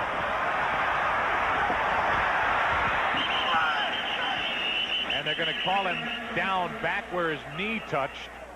The core of linebackers over there to stop Brown after he got 5. You know, Joe, the Saints haven't run more than they've passed in any game so far this year, but look at it today. 26 runs, 20 passes. They said they wanted to establish the run, and they've done it today. More than anything, it loosens up the defense and helps Jim Everett get a little bit more time. Because if you can run the ball, you can play fake the ball, slow down the rush, and slow down the defensive back. On 3rd and 10, Everett from the shotgun. Over the middle, Haynes. He only picked up a yard at best. Rod Perry, the defensive back coach for the Rams, said that they want to contain the Saints receivers. They want to cover them deep, and they'll give them the ball. They'll give them the underneath throw, and then try to punish them with Newman and Pope. What also hurts the Rams secondary, we're told from the Rams bench that Darrell Henley having a groin problem, so he's not in the game. 37-yard field goal try. Morton Anderson, 2 for 2 on the day. Perfect again. That stretches the lead to 13. A fun afternoon in New Orleans, and the Saints having the most fun.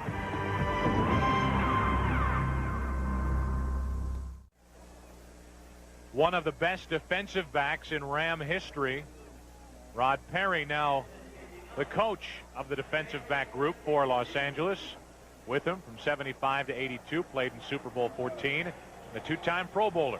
He's going to be faced him with a little bit of a problem the next time the Saints have the ball. I mentioned Darrell Henley out with a groin. He's their best cover man. Yeah, that's what they say, and the Rams like to go man-to-man with those corners. Morton Anderson kicks it to Bailey. One step in his end zone. And Johnny out near the 30, brought down near the 29-yard line. Chris Chandler back to work.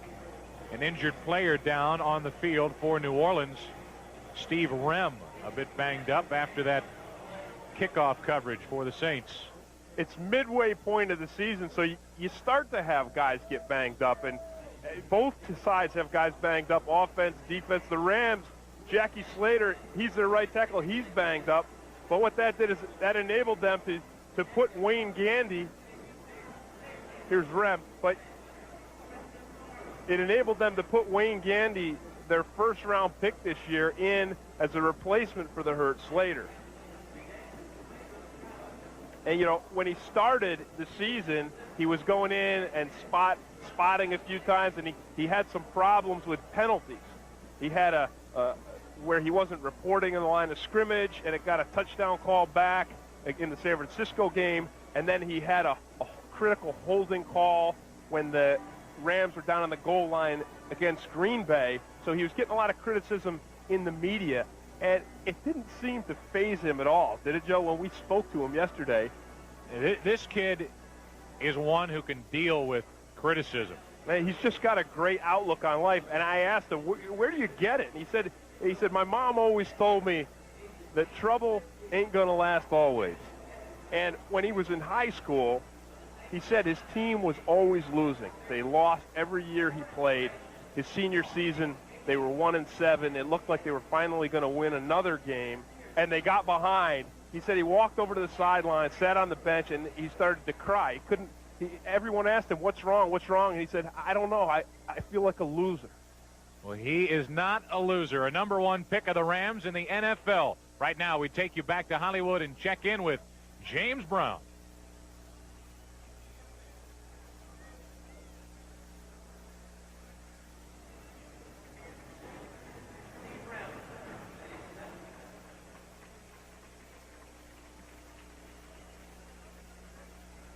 They have to help Steve Rem off the field, and we'll give you another look as to why. Yeah, watch his right ankle right here. Look at that.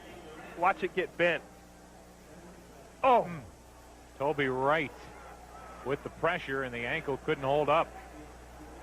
Nobody's ankle holds up. Something like that. Bettis picked up 5 over the middle. And they'll cart Steve Rem off the field. Jerome Bettis has been held quiet today. 9 carries, 24 yards. Well, the game really has dictated him not getting the ball as much as the Rams would like to get it to him, because they were down 14-0 right off the start, forcing them to go to the air. 2nd and 5, and here's Bettis again. He picked up 4.5, came up short of first down yardage, and there goes Steve Rem. Our prayers are with his health. Absolutely. That looked bad, didn't it? That's a bad area to get hurt, down there in your ankle, because you got the 2 bones from your foot, and then you got a bunch of bones. You got the 2 bones from your leg, a bunch of bones in your foot, and when you stretch that and mess that up, it can be a real tough thing to come back from. Bettis came up a little short on that last carry. Going to bring up 3rd and inches. Couple 3 inches, that's it. The Rams in this game are only 1 out of 5 on 3rd down. The one time they did get it, it was Jerome Bettis on the run, the short yardage run, and I imagine that's exactly what we'll see here. Tackle eligible, Daryl Ashmore, 77, checks in.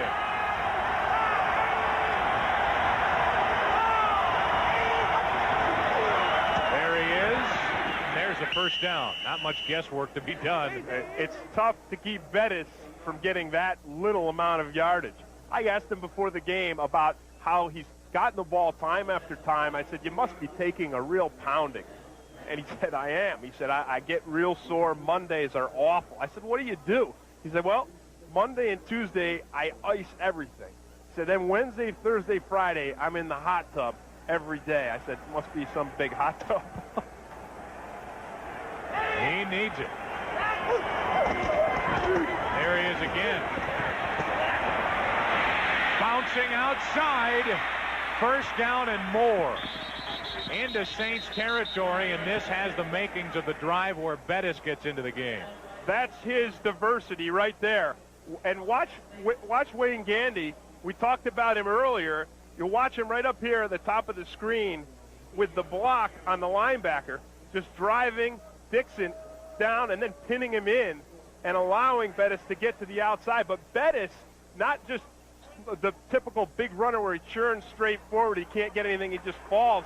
He can't get anything, and then he scoots out to the outside, showing his speed. Bettis now with 49 yards on the day. After that last 18-yard scamper, Griffith can't hang on. That was a tough ball to hang on to. That was low, down by his ankles. He's on the run. Now, if you're just standing there, you got a better chance of getting that ball down by your ankles. But when you're on the run, you got to dip down and pick it up. It's a tough play. New Orleans leading by 13 at 30-17, and we're under 5 minutes to play in the 3rd quarter. 2nd down and 10 for the Rams at the 40.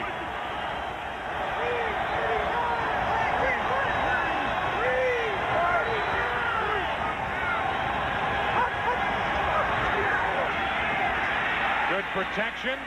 Flipper Anderson, great defense. Again, Tyrone Hughes back there defensively for the Saints. What a game he's having. A great game. Steve Sidwell told us before the game, it's different when you're out there as a cornerback. I mean, this is a guy who's played wide receiver all his life. Look at him there, just getting his hand on the ball and tipping it, using his speed to close the distance on Flipper. The reason why Hughes is playing because of injuries to not only their starting right corner, Carl Lee, but his backup, Tyrone Leggett, but they're not missing a beat with Hughes. Yeah, and Steve Sidwell said it's different when you're out there as a quarterback. You're all alone. 4 wide receivers, and Chandler finds Kinchin, who gets a first down. What an effort by Todd Kinchin as he sets the ball forward to get the first down. Great play. He's going out of bounds. He's short of the first down marker, but he has the presence of mind to just get that ball over it. Watch him here. He knows he's going down. He knows he's out. Look at this. Reach and stretch. He sees that marker right there. Todd Kinchin, in his 3rd year, played at LSU. Sure, he has plenty of family and friends watching this one. Great effort, and a first down because of the effort. That was the first complete pass that Chandler has thrown. Bettis. He's back. Easy.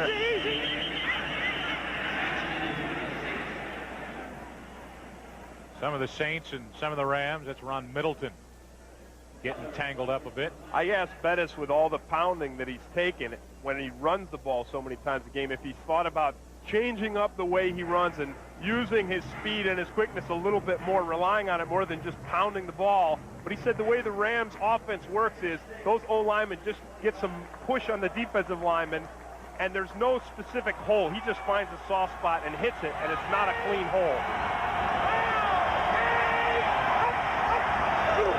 On second down, it's Bettis again. And he's brought down a little shy of the first down yardage. And Sean Lumpkin pulled his shoe off. Watch the work by the left guard and the left tackle on here, on this play. You see Jones and Chuck Bellin really opening up. I said that there's not as many clean holes where it's a design play, but that was a gaping hole. Again, they check in a tackle-eligible Ashmore. 3rd and less than 1. Bettis falls forward, and I don't think he got it. Robert Goff there defensively for the Saints, and that's going to bring up 4th down. Boy, Goff hit him hard, didn't he? And he hit Bettis high. You don't see people stopping Bettis when they hit him high very often. But Goff did it on that play. So it's 4th down. The Rams are down by 13 on this, the drive that Bettis has jumped back into the game. If you've got Bettis on your team, you have to figure they can't stop him 2 times in a row.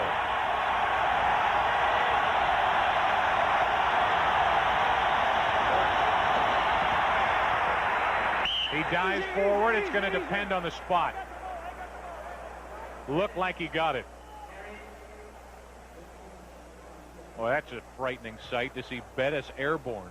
Yeah, and you know, the Saints on this short yardage without Frank Warren. He was out 2 plays ago with an injury to his head. He got hit in the head. So you don't have one of your best big guys in there up the middle trying to stuff it shut. They're going to bring out the chains and measure. Bettis thinks he got it. It looked like he had it. It just depends on where they set the ball down. Ooh. Can't get much closer than that. First down, L.A. Talk about a game of inches. It's a game of millimeters on that. I mean, by maybe 1 link in that chain. Maybe half a link. Watch him again. It looked like he got a lot of yards. It looked like he got everything he needed on this.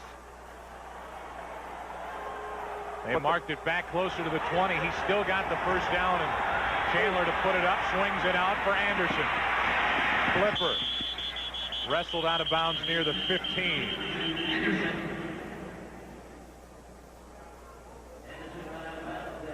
Los Angeles needing 2 touchdowns here, down by 13. Under a minute and a half to play, 3rd quarter. They've really done a nice job, though, of driving the ball down the field. And now is not when they want to eat up the clock, but they have eaten up the clock. And Chuck Knox has really gone back to what he wants to do. Run mostly with Bettis, mix it up with a pass just a little bit. 13th play of the drive. 2nd down and 7, and Bettis Gets it inside the 15. It's going to bring up third down. You saw Winfred Tubbs on top of Bettis there.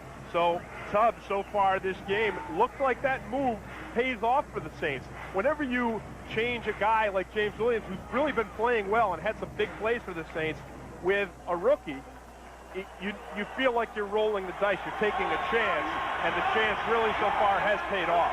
Third down and 6, and 2 tight ends in the game for the Rams.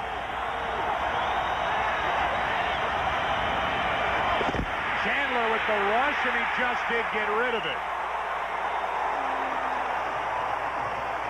Ernest Dixon there, along with Ronaldo Turnbull.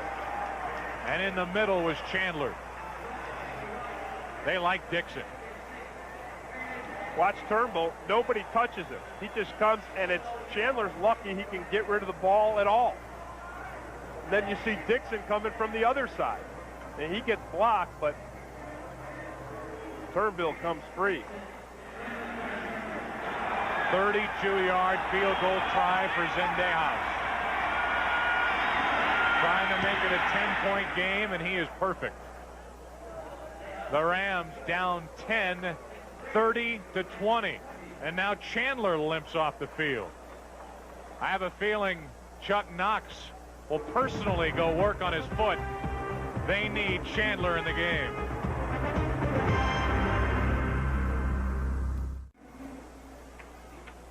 Let's take a look at a game summary brought to you by Budweiser. Who would have thought coming into this game that in the rushing department with Bettis for the Rams that the Saints would outrush the Rams? The time of possession, all New Orleans. Everett's had a huge day against his former team. Tyrone Hughes is doing everything. And Chandler now limping around. Moments ago, he was hit and hit hard. And now they're taping up Maddox. You know, when you're the third-string quarterback, sometimes you don't even figure you'll get taped because you're probably not going to get in the game. He's taping him up quick now because Miller's got the concussion and Chandler's limping around. That's the bad ankle that he hurt in Atlanta 3 weeks ago. Zendejas kicks off. Tyrone Hughes, Mr. Everything. Wow. Mr. Everything. He's gone. Mr. Everything.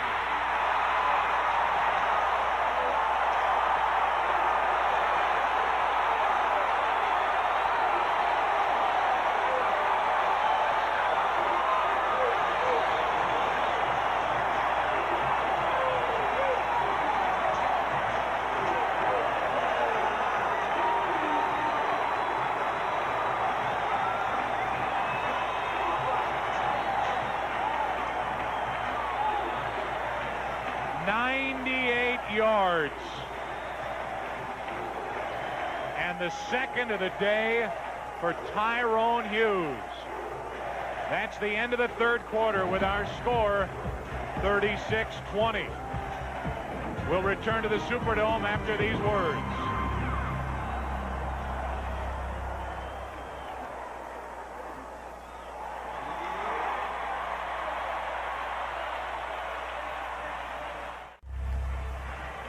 What's happening inside that Superdome? Everything. I mean, we have seen everything. Chris Miller out of the game with a concussion. He is hurting over on the sideline. It's loud enough in here, especially with a concussion. I mean, it's got to be deafening, and this is the day of Everett and Hughes. Tyrone Hughes, an NFL record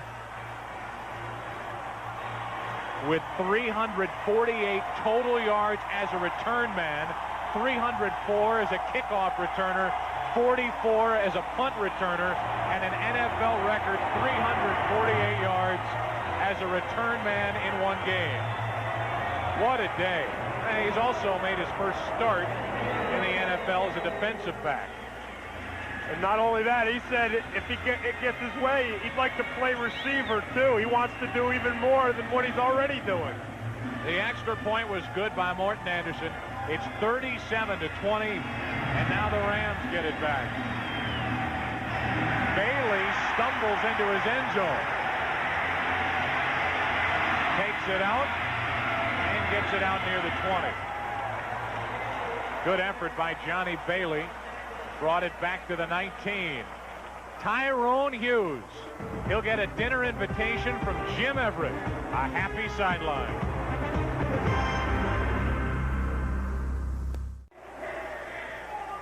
Tyrone Hughes has had a fantastic day, returning kicks, returning punts, and playing defense. Tyrone Hughes, what a day. He'll never forget October 23rd, 1994, the day he did just about everything. I mean, it's unbelievable to think that this guy has been on the field as much as he's been on, and he's still blowing past everybody out there. I mean, he's run for, I mean, to run over 300 yards, the guy is really having a sensational day. It's incredible. And making his first start in the NFL as a cornerback. Chandler gets hammered as he throws incomplete to Flipper Anderson. Wow. I mean, Les Miller put the knockout punch on Chandler on that play. He almost had two quarterbacks with concussions. Watch him here. He gets rid of the ball, and then you see Miller. He hits him, and he hits him hard and high. Look at that.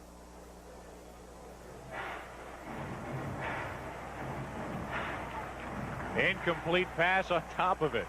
You say a quarterback's got the glory job, but who'd want that job? Second down and 10. Bettis, nothing. Couple yards over the right side. They can't spend too much time with Bettis now.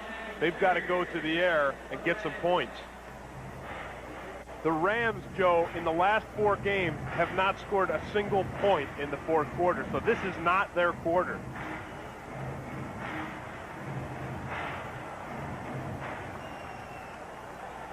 To add to that, in the last 4 games, only 6 points in the entire second half. This is not a second half football team, or it hasn't been. Flags fly as Clarence Jones, the left tackle, left too early. And this is going to cost Los Angeles 5 yards.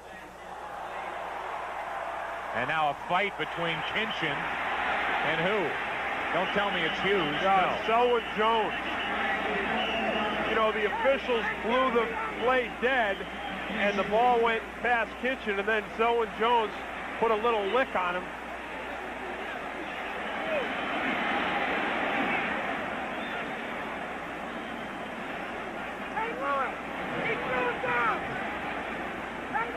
So they peel that pile and they'll talk it over. Originally, it's a false start. Clarence Jones, the left tackle, 72. We'll see what happens from there on. You would think there'd be personal fouls handed out after that fight. Well, there's 4 flags down. The one on the opposite side is the original flag, and then there's 3 around the fight. I have offsetting disqualification fouls. Number 26, defense, 81, offense. They're both out of the game. Vince Buck involved in the fight for the Saints. Kinchin ejected for the Rams. And this will give you another look. Watch Kinchin. Yeah, it is Buck. Buck hits him right afterwards, and Kinchin says, hey, there's none of that. Too bad. Then they go at it, and really, you got to believe that this is a reaction to what happened last week with Deion Sanders and Andre Rison, where nobody got ejected. Officials drew heavy criticism for not ejecting Sanders and Rison. People made the comment it's because they're stars. That will be enforced. Talking about the initial procedure call that will be enforced. But I have to agree with you, Tim. This is a direct result of what happened a week ago, and I think something like that is going to carry on the rest of the season. Fighting will not be tolerated, and that's been said here today.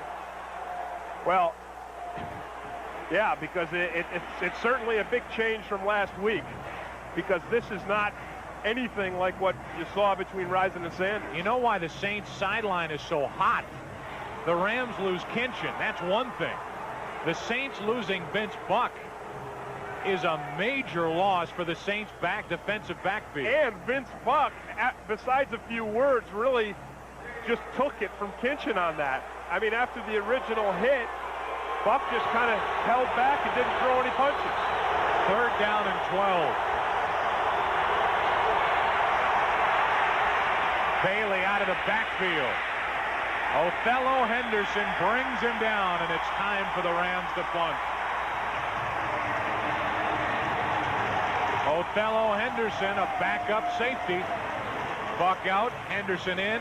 He makes the tackle. Yeah, he really answered the call, and then you see him getting excited and getting the crowd into it. Sometimes when you get a call that you feel is a bad call, it does more for you as a team. It gets you pumped up, it gets you angry, it gets the crowd pumped up and angry too. There's that man.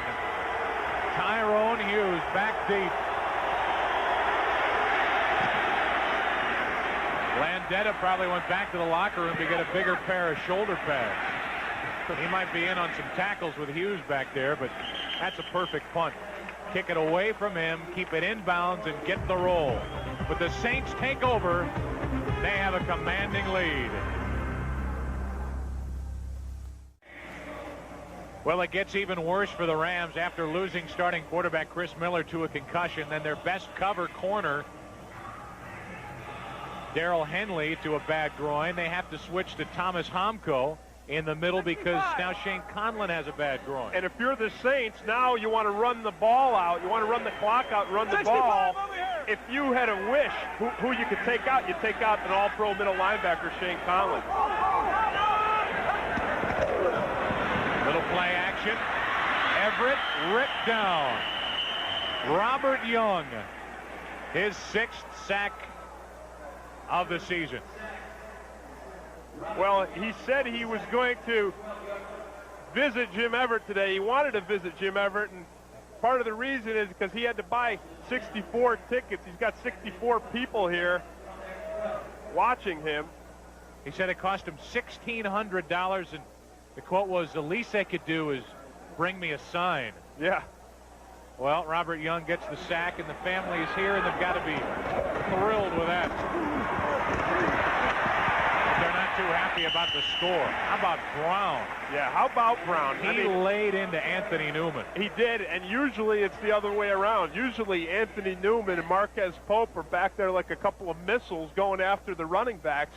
But, boy, Brown was the missile on this play. So they pick up the yardage lost on the sack. Derek Brown has had a good day. And the Saints have welcomed back their number 2 pick of this last draft, Mario Bates, and he's been impressive at times. 3rd and 11.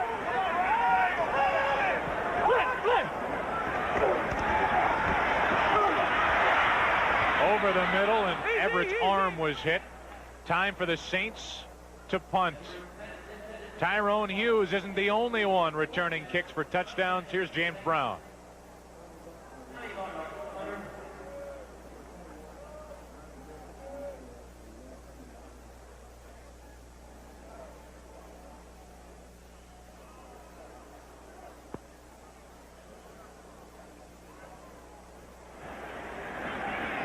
Good game in the NFC Central. Here in the West, a beauty. Flags on the play as Johnny Bailey is brought down at his own 33.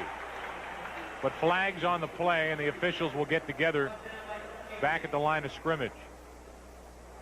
If you're going to have any chance at all, the Rams defense did what they had to do on that play. Stop them and stop them quick. Ineligible man downfield on the Saints, and they're going to make New Orleans punt again.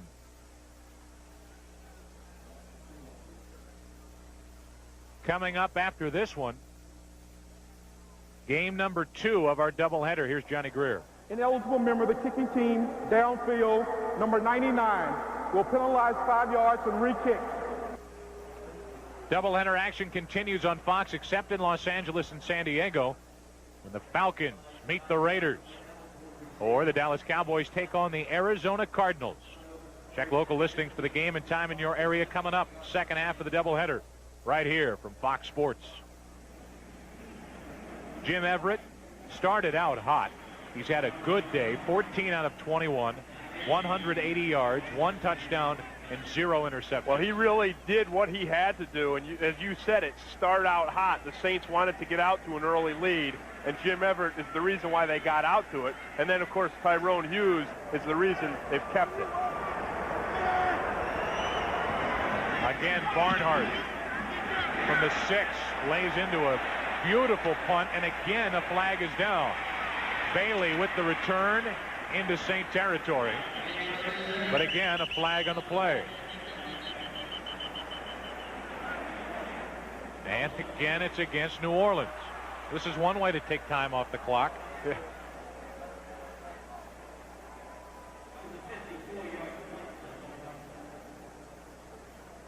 Watch McCleskey get knocked out of bounds into Wayne Sevier, the special teams coach for the Rams. Watch it here.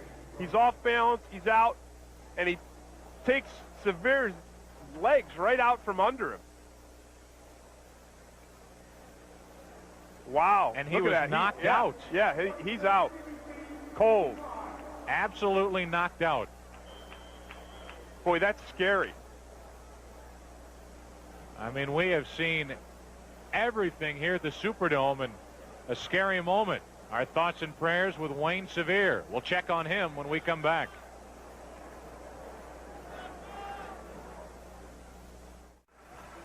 Well, we showed you that nasty collision on the sideline.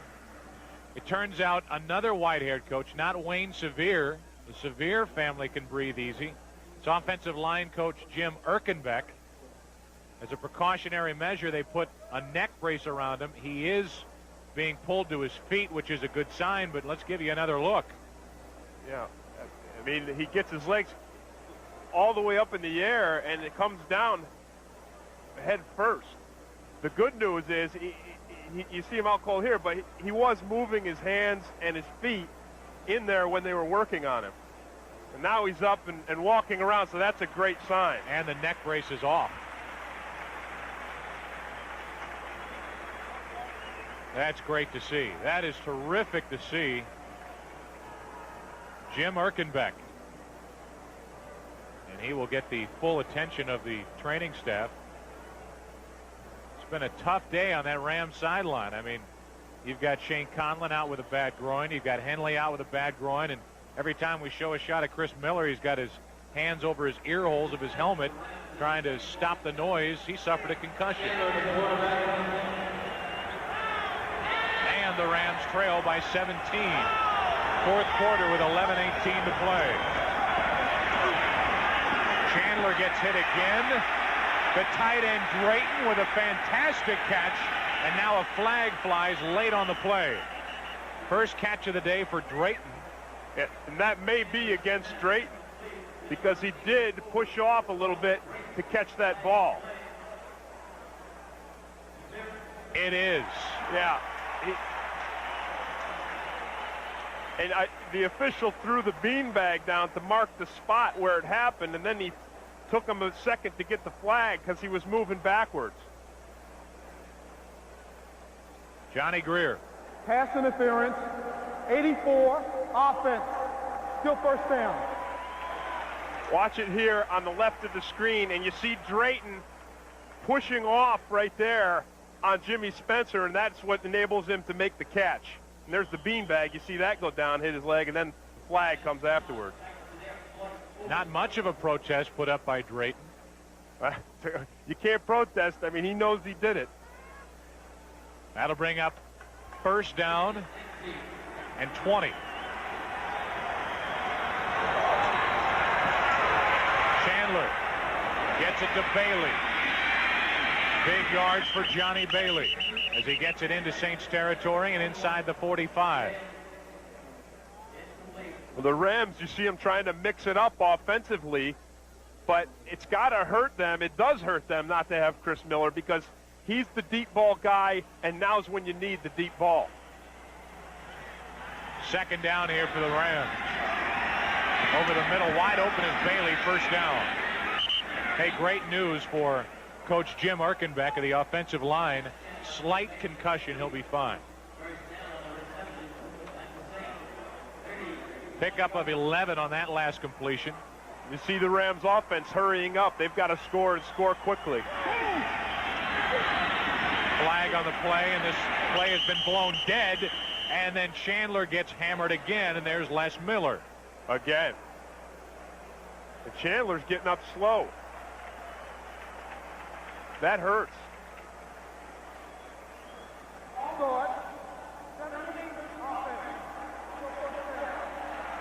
Wayne Gandy, a rookie tackle, guilty of the false start, and Tommy Maddox wondering if he's going to get into the game and if he wants to get into the game with the way Chandler. I mean, this drive, he's been getting hit and hit hard. Yeah, watch this right here. And then with a bad ankle, you don't want to come down hard like that on your own ankles. 1st and 15. Incomplete. Isaac Bruce wanting a flag, not going to get it. Coverage by the newcomer, Israel Byrd.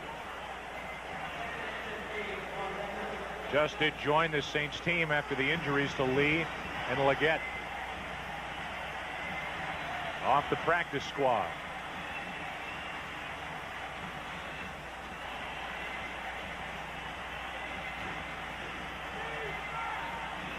I mean, this is a heavyweight fight.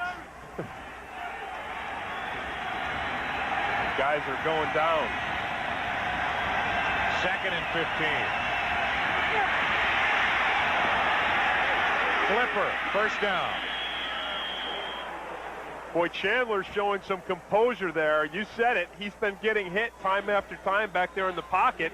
But that time, he held on to the ball. He had guys swarming all over him.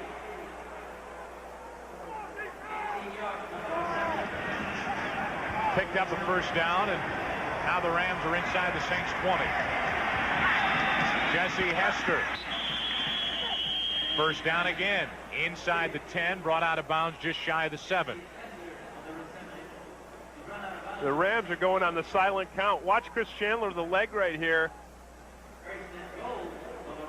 giving the signal, and then you see Newberry, the center, looking up and snapping the ball. Well, right now the Saints lead by 17 with under 9 minutes to play in the game, and there has been nobody leaving this dome.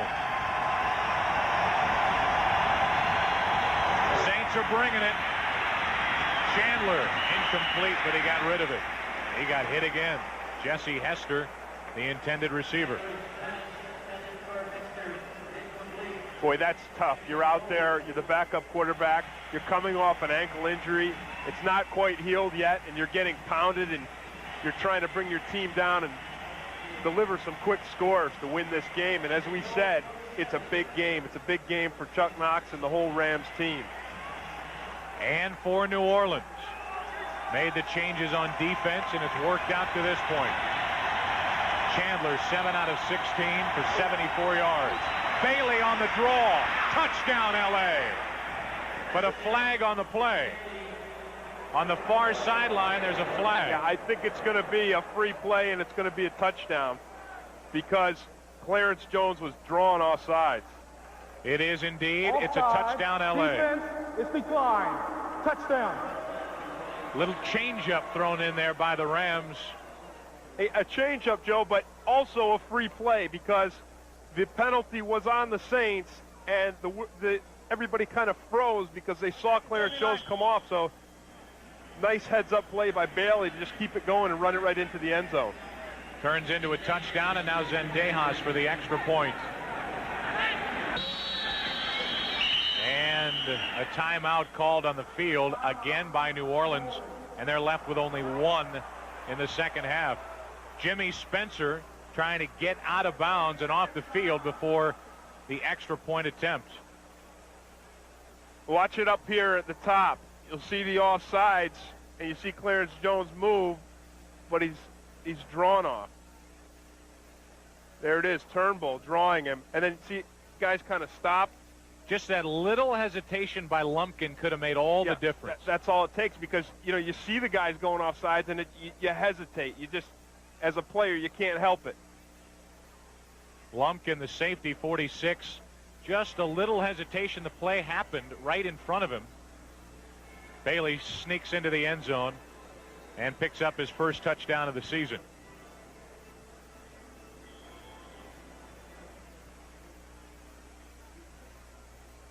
So the extra point try again. They lined up, didn't get a chance to kick it as the Saints had to call timeout.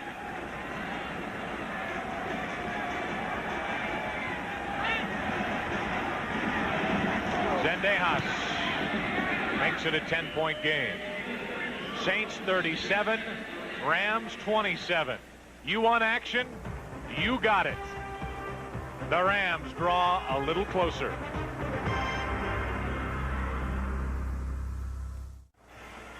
Casualties of war. This is a heavyweight fight, and well, the Rams have lost Miller with a concussion, Conlon and Henley with groins, and Erkenbeck, the offensive line coach, leaves with a concussion. And Tim, we need to point out that Steve Rem did suffer a broken ankle on that play in which he left in the first half.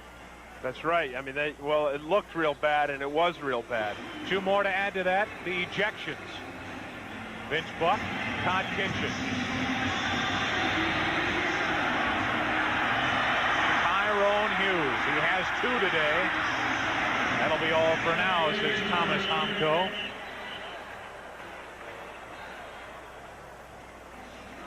Jim Erkenbeck heads for the locker room as they will look at him a little closer. Slight concussion, that's the word. Was Marilyn Monroe's death part of a government conspiracy? See why secret CIA documents could blow the case wide open on Encounters, the Hidden Truth, tonight at 7 o'clock Eastern, 6 Central, followed by The Simpsons and Hardball. The special guest, Barry Bonds. He doesn't have much else going on these days. On first down, Mario Bates picked up 1. And a nice play by DeMarco Farr on that play, just working down the line, playing off his block, and bringing Bates down. The Saints obviously going to try to run the ball, run the clock out, so the Rams defense was a big challenge. The Rams will need 2 more scores. Down 10, under 8 to play. They have their full complement of timeouts remaining, the Rams do. The Saints are left with only 1. 2nd and 9. And a draw. Brown picked up 5.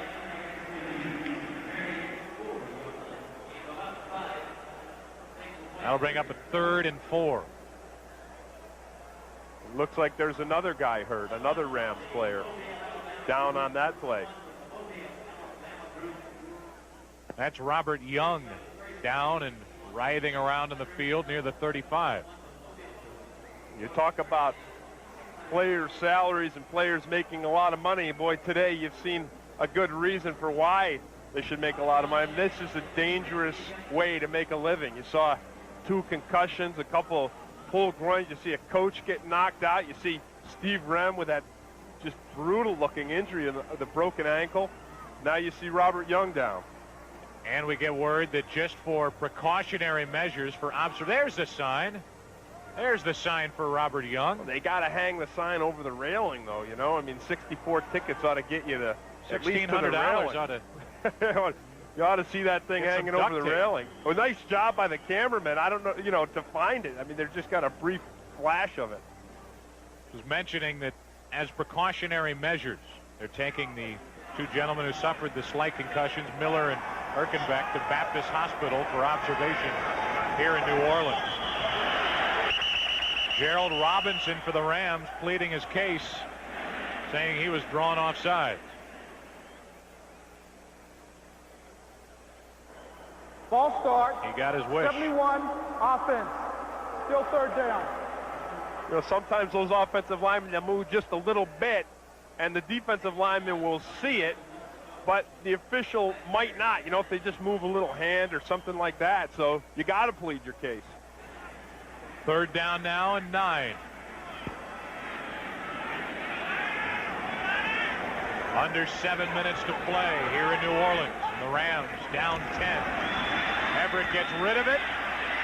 Small is brought down short of first down yardage. Boy, it's close, though, isn't it? It is close. But from where the official ran in, it's going to be short. It is indeed 4th down. You really have to credit the Rams defense. They're really doing everything they can to keep their team in this game. I think Jim Everett just requested a measurement. The official, Johnny Greer, had put up the fist. But Jim Everett said, look, this is close. Yeah. Let's get a measurement. And it's a big play. It's a big first down for the Saints if they can get it, because they can keep the ball moving and keep the clock moving. Boy, it is right there. Now they give it to New Orleans. And Johnny Greer turns to the Saints line and says, well, good thing we measured. Yeah, talk about a half a length. That was less than a half a length. What an enormous first down. Yeah, it really is, because, again, it keeps the clock moving down and holds on to that lead.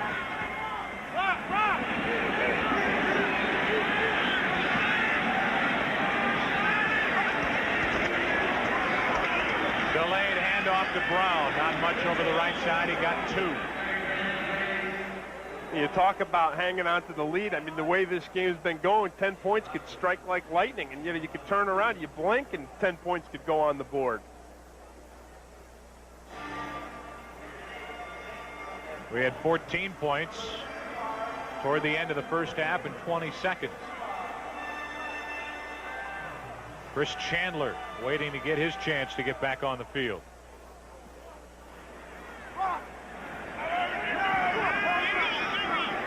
Second down and 8. Derek Brown comes up shy of the 45-yard line. He got 5, and for Brown today, 20 carries, 70 yards.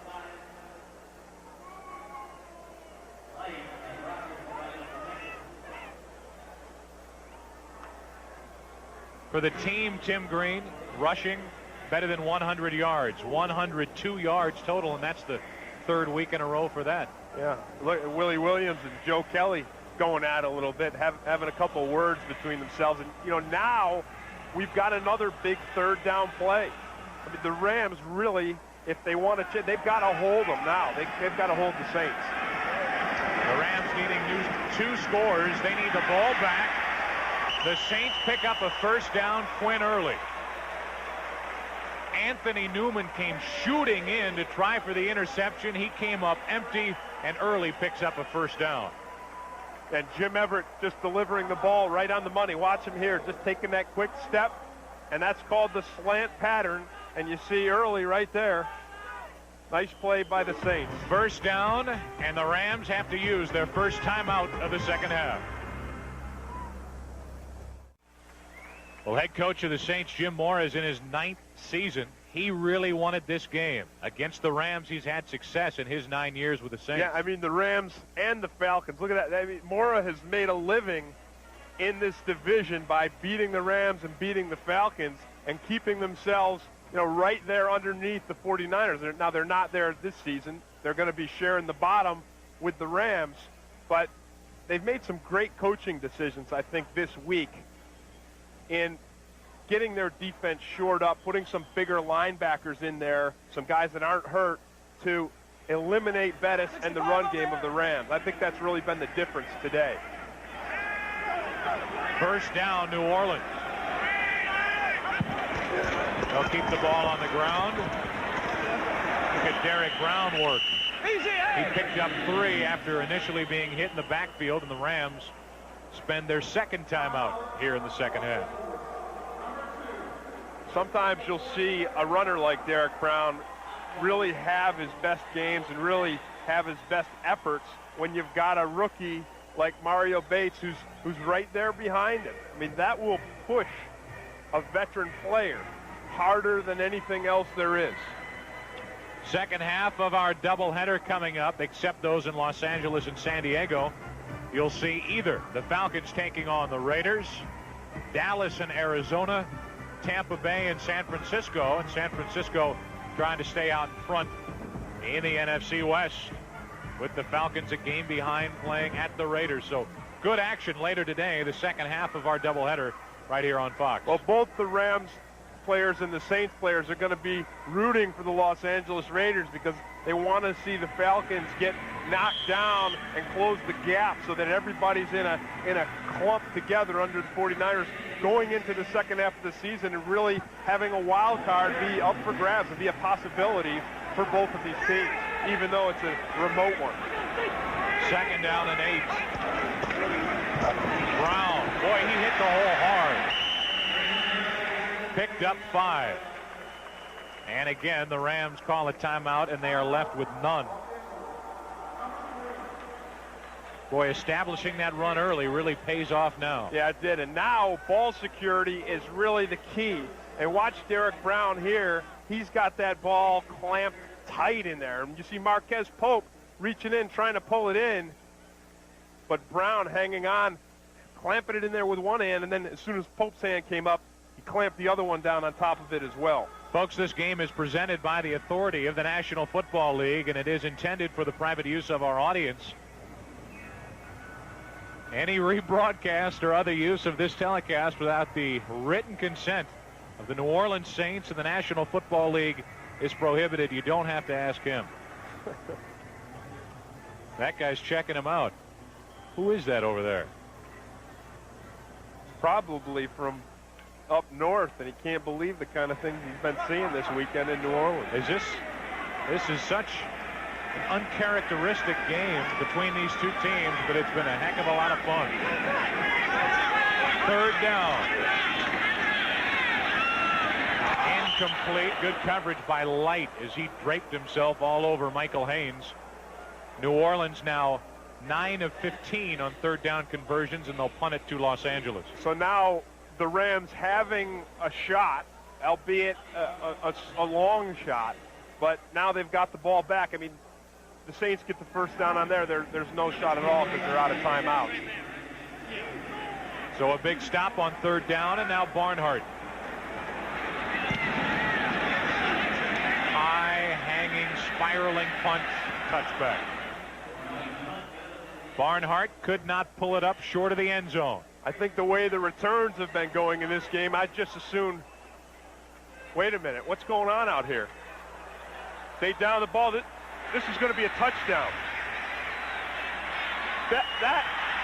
That is one of the most unbelievable plays I've ever seen. They never downed the ball. It was sitting in the end zone, and the Rams picked it up and scored.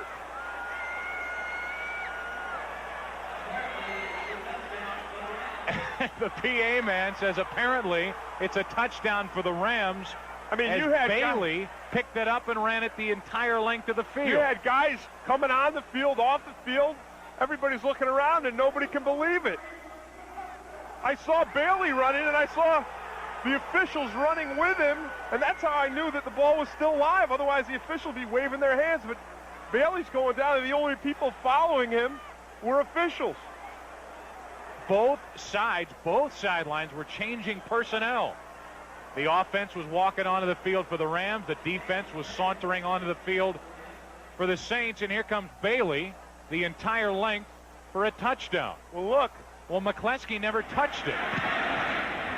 Zendejas puts the extra point through, and all of a sudden, this is a 3-point game. Even if McCleskey does touch it, if the officials don't down it, if he doesn't hand it to the officials, Bailey can pick it up. Boy, that is heads-up football by Bailey. I guarantee you, he was the only one on the field that knew what was going on. Bailey's 28. Look at the bounce. That's a Ram bounce. I mean, nobody. Look at this. Watch. Look at this. Nobody is even looking at him. Barnhart's walking off. He unsnaps his helmet. You see the officials going by? They were the only ones with him. Maybe a couple Rams. All of a sudden, that's an NFL record. 103 yards for a punt return for a touchdown. Can you believe this? And the fans at the Superdome are in a revolt. Well, there's nothing to boo about. I mean, it's exactly what happened. Boy, that's great work, guys, of getting and staying with that. You could see the ball never went over the end line and was never touched. I think our cameramen and the officials were the only ones who knew the ball was still in play. Look at this. Look at that. Everybody thinks it's going out. He thought the ball was headed out of bounds. It stays in, and it's just sitting there. And Bailey picks it up, and I guarantee you, along with Buchanan, there's nobody that's even looking at it. Watch the officials go by. Look at them. There goes a couple of officials. And Bailey. That is a NFL record, a punt return for a touchdown, and there was no one there. Bailey just ran a 100-yard dash with nobody around him and nobody even looking at him or thinking about it. Tyrone's next, so buckle your chin strap. I mean, we just said it. The way the returns have been going in this game, you never know what's going to happen. This is a mid-season battle between a 3-4 team and a 2-5 team, and one of the most exciting and strange games of the season. Now the offense for the Saints has got to crank it up. Here comes Hughes. Yeah, well, look out. Nowhere to go. Wrestled out of bounds outside the 25-yard line. Keith Lyle was there for the Rams. Now the Saints take over. They have one timeout remaining. The Rams have none, and they desperately need to pick up first downs and move the football. There's 3:57 left. Yeah, but the Rams have no timeout. So if the Saints are able to move the ball, I mean, the whole game, back and forth and big plays and exciting plays, it's going to come down to whether or not it's going to come down to a battle on the line of scrimmage. Can the Saints run it, or can the Rams stop them from running?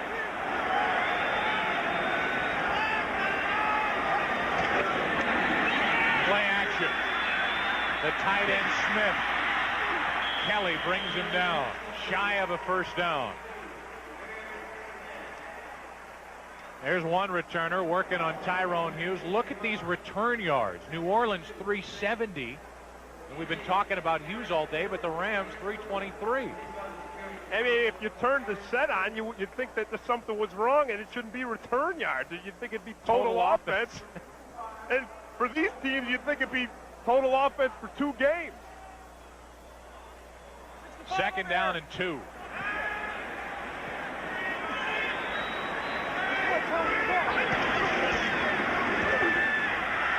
First down, New Orleans. Derek Brown getting it across the 40. Coming up on the 3-minute mark. 3 minutes left in this one. Well, the Saints offense, as you look at Tyrone Hughes working out a cramp. And he earned it, didn't he? He earned a cramp. But this Saints offense, and I think it's fitting, you've got Everett on the field, and it's up to this offense to move the football down the field. One more first down, and this game's over. Well, yeah. If it isn't already. Yeah, the only thing going to stop it now is the 2-minute clock.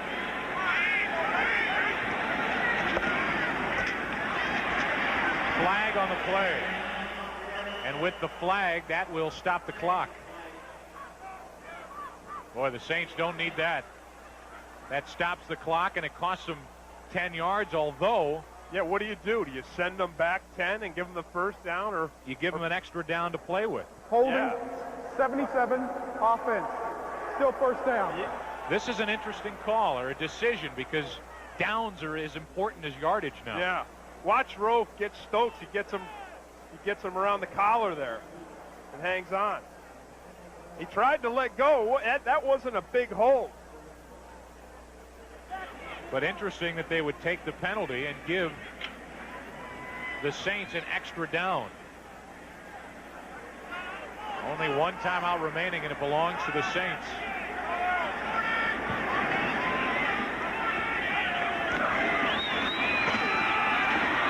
Todd Light up from the secondary to bring down Brown.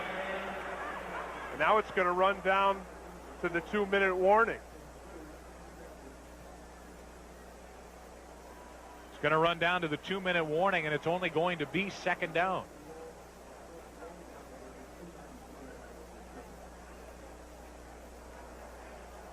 We've got 2 more minutes of this. That's too bad. This is fun.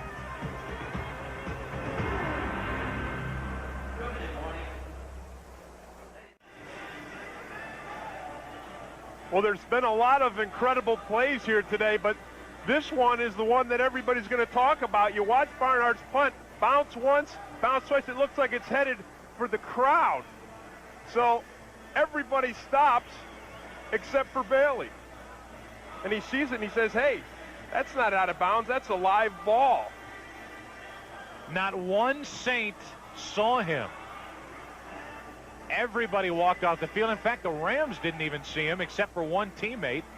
they started to bring their offense onto the field, and then all of a sudden it's a touchdown. That's a guy who's paying attention in the special teams meetings. I'll tell you that right now. 2 minutes left. Second down. Brown is... Thomas Homko met Derek Brown and threw him back. Yeah, Homko and DeMarco Farr, 2 replacement players doing what they have to do. Well, you say you hate to lose Shane Conlon, but Homko really showed us something on that play. Well, this is third down. Look at these numbers. The Saints and the Rams. I mean, you're talking over 1,200 total yards in this game.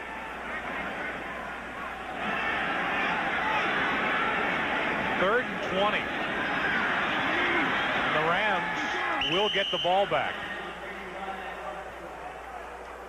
Fourth down and time to punt. Really fitting that a game like this is going to come down to the last series. Johnny Bailey will go back deep. Barnhart will just let the clock run as far as it'll run. 22 seconds left in the play clock. Coming up on 50 seconds. 50 seconds left in this game. You'd think that the Rams would be tempted to come on a punt block and try to block the punt, but the way the returns have been going today, I guess you'd want to try to set up a return. Timeout! The Saints use their final timeout of the game. 34 seconds left. The Rams will get the ball back. They trail by 3.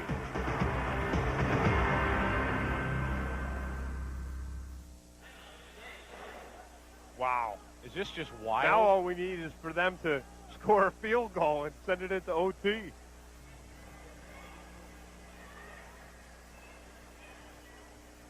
The game that wouldn't quit.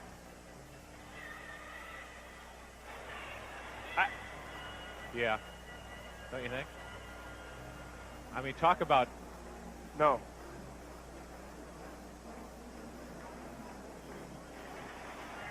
An interesting decision with regard to the punt return unit, Tim. Do you bring everybody and look for the block, or do you set up the return with the way things have gone? I say try to set up the return because a field goal can tie it. Well, they're bringing everybody. I'm wrong. The Rams are bringing everybody. Yeah, they are. They look like racehorses ready to come out of the gate. No, they're not bringing everybody. They lined up. They made backed it look off. like it. Bailey it's a return. Back to the 40. And the crowd here is screaming for a roughing the kicker or running into the punter.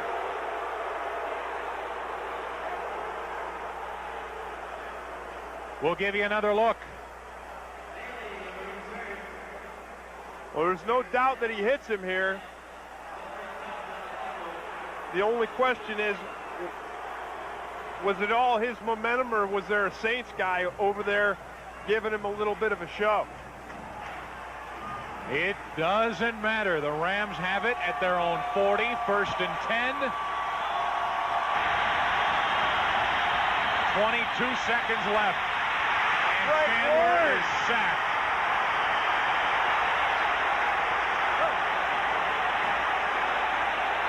Because of the sack, the clock will stop. It'll start up again when the ball is reset. And the Rams are right there waiting for it. And Wayne Martin with his 7th sack on the season, and you couldn't come at a better time. And they're going to add 3 seconds to the game clock from 16 to 19. And then start it up, and the Rams will just kill it.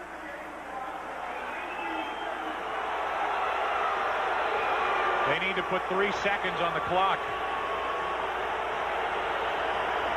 And it's not happening. I mean, this is an all-out revolt here in New Orleans. Now they put the 3 seconds on. I'll tell you one thing. Those linemen aren't going to be hearing the snap count. This crowd is going to go wild.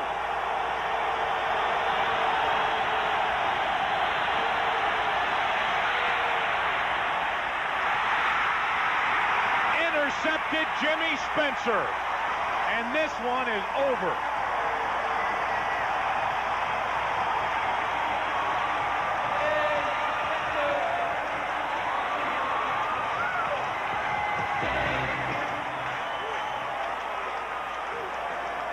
fitting end. A deflected pass falls into the arms of Jimmy Spencer.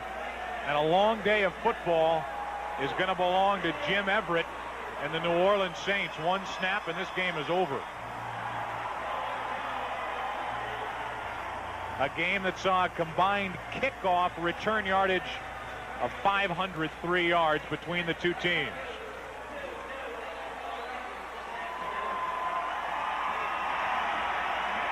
Final snap, and the Saints win.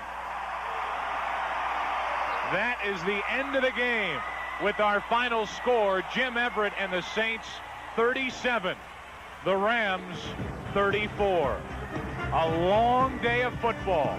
We're glad you joined us for it. I mean, we saw everything and here today in New Orleans. We saw it, and we saw it all because of our camera and crew, and we saw the payback. The payback of Jim Everett, the Saints and Everett over the Rams. For Tim Green, I'm Joe Buck saying so long from New Orleans. This has been a presentation of Fox Sports.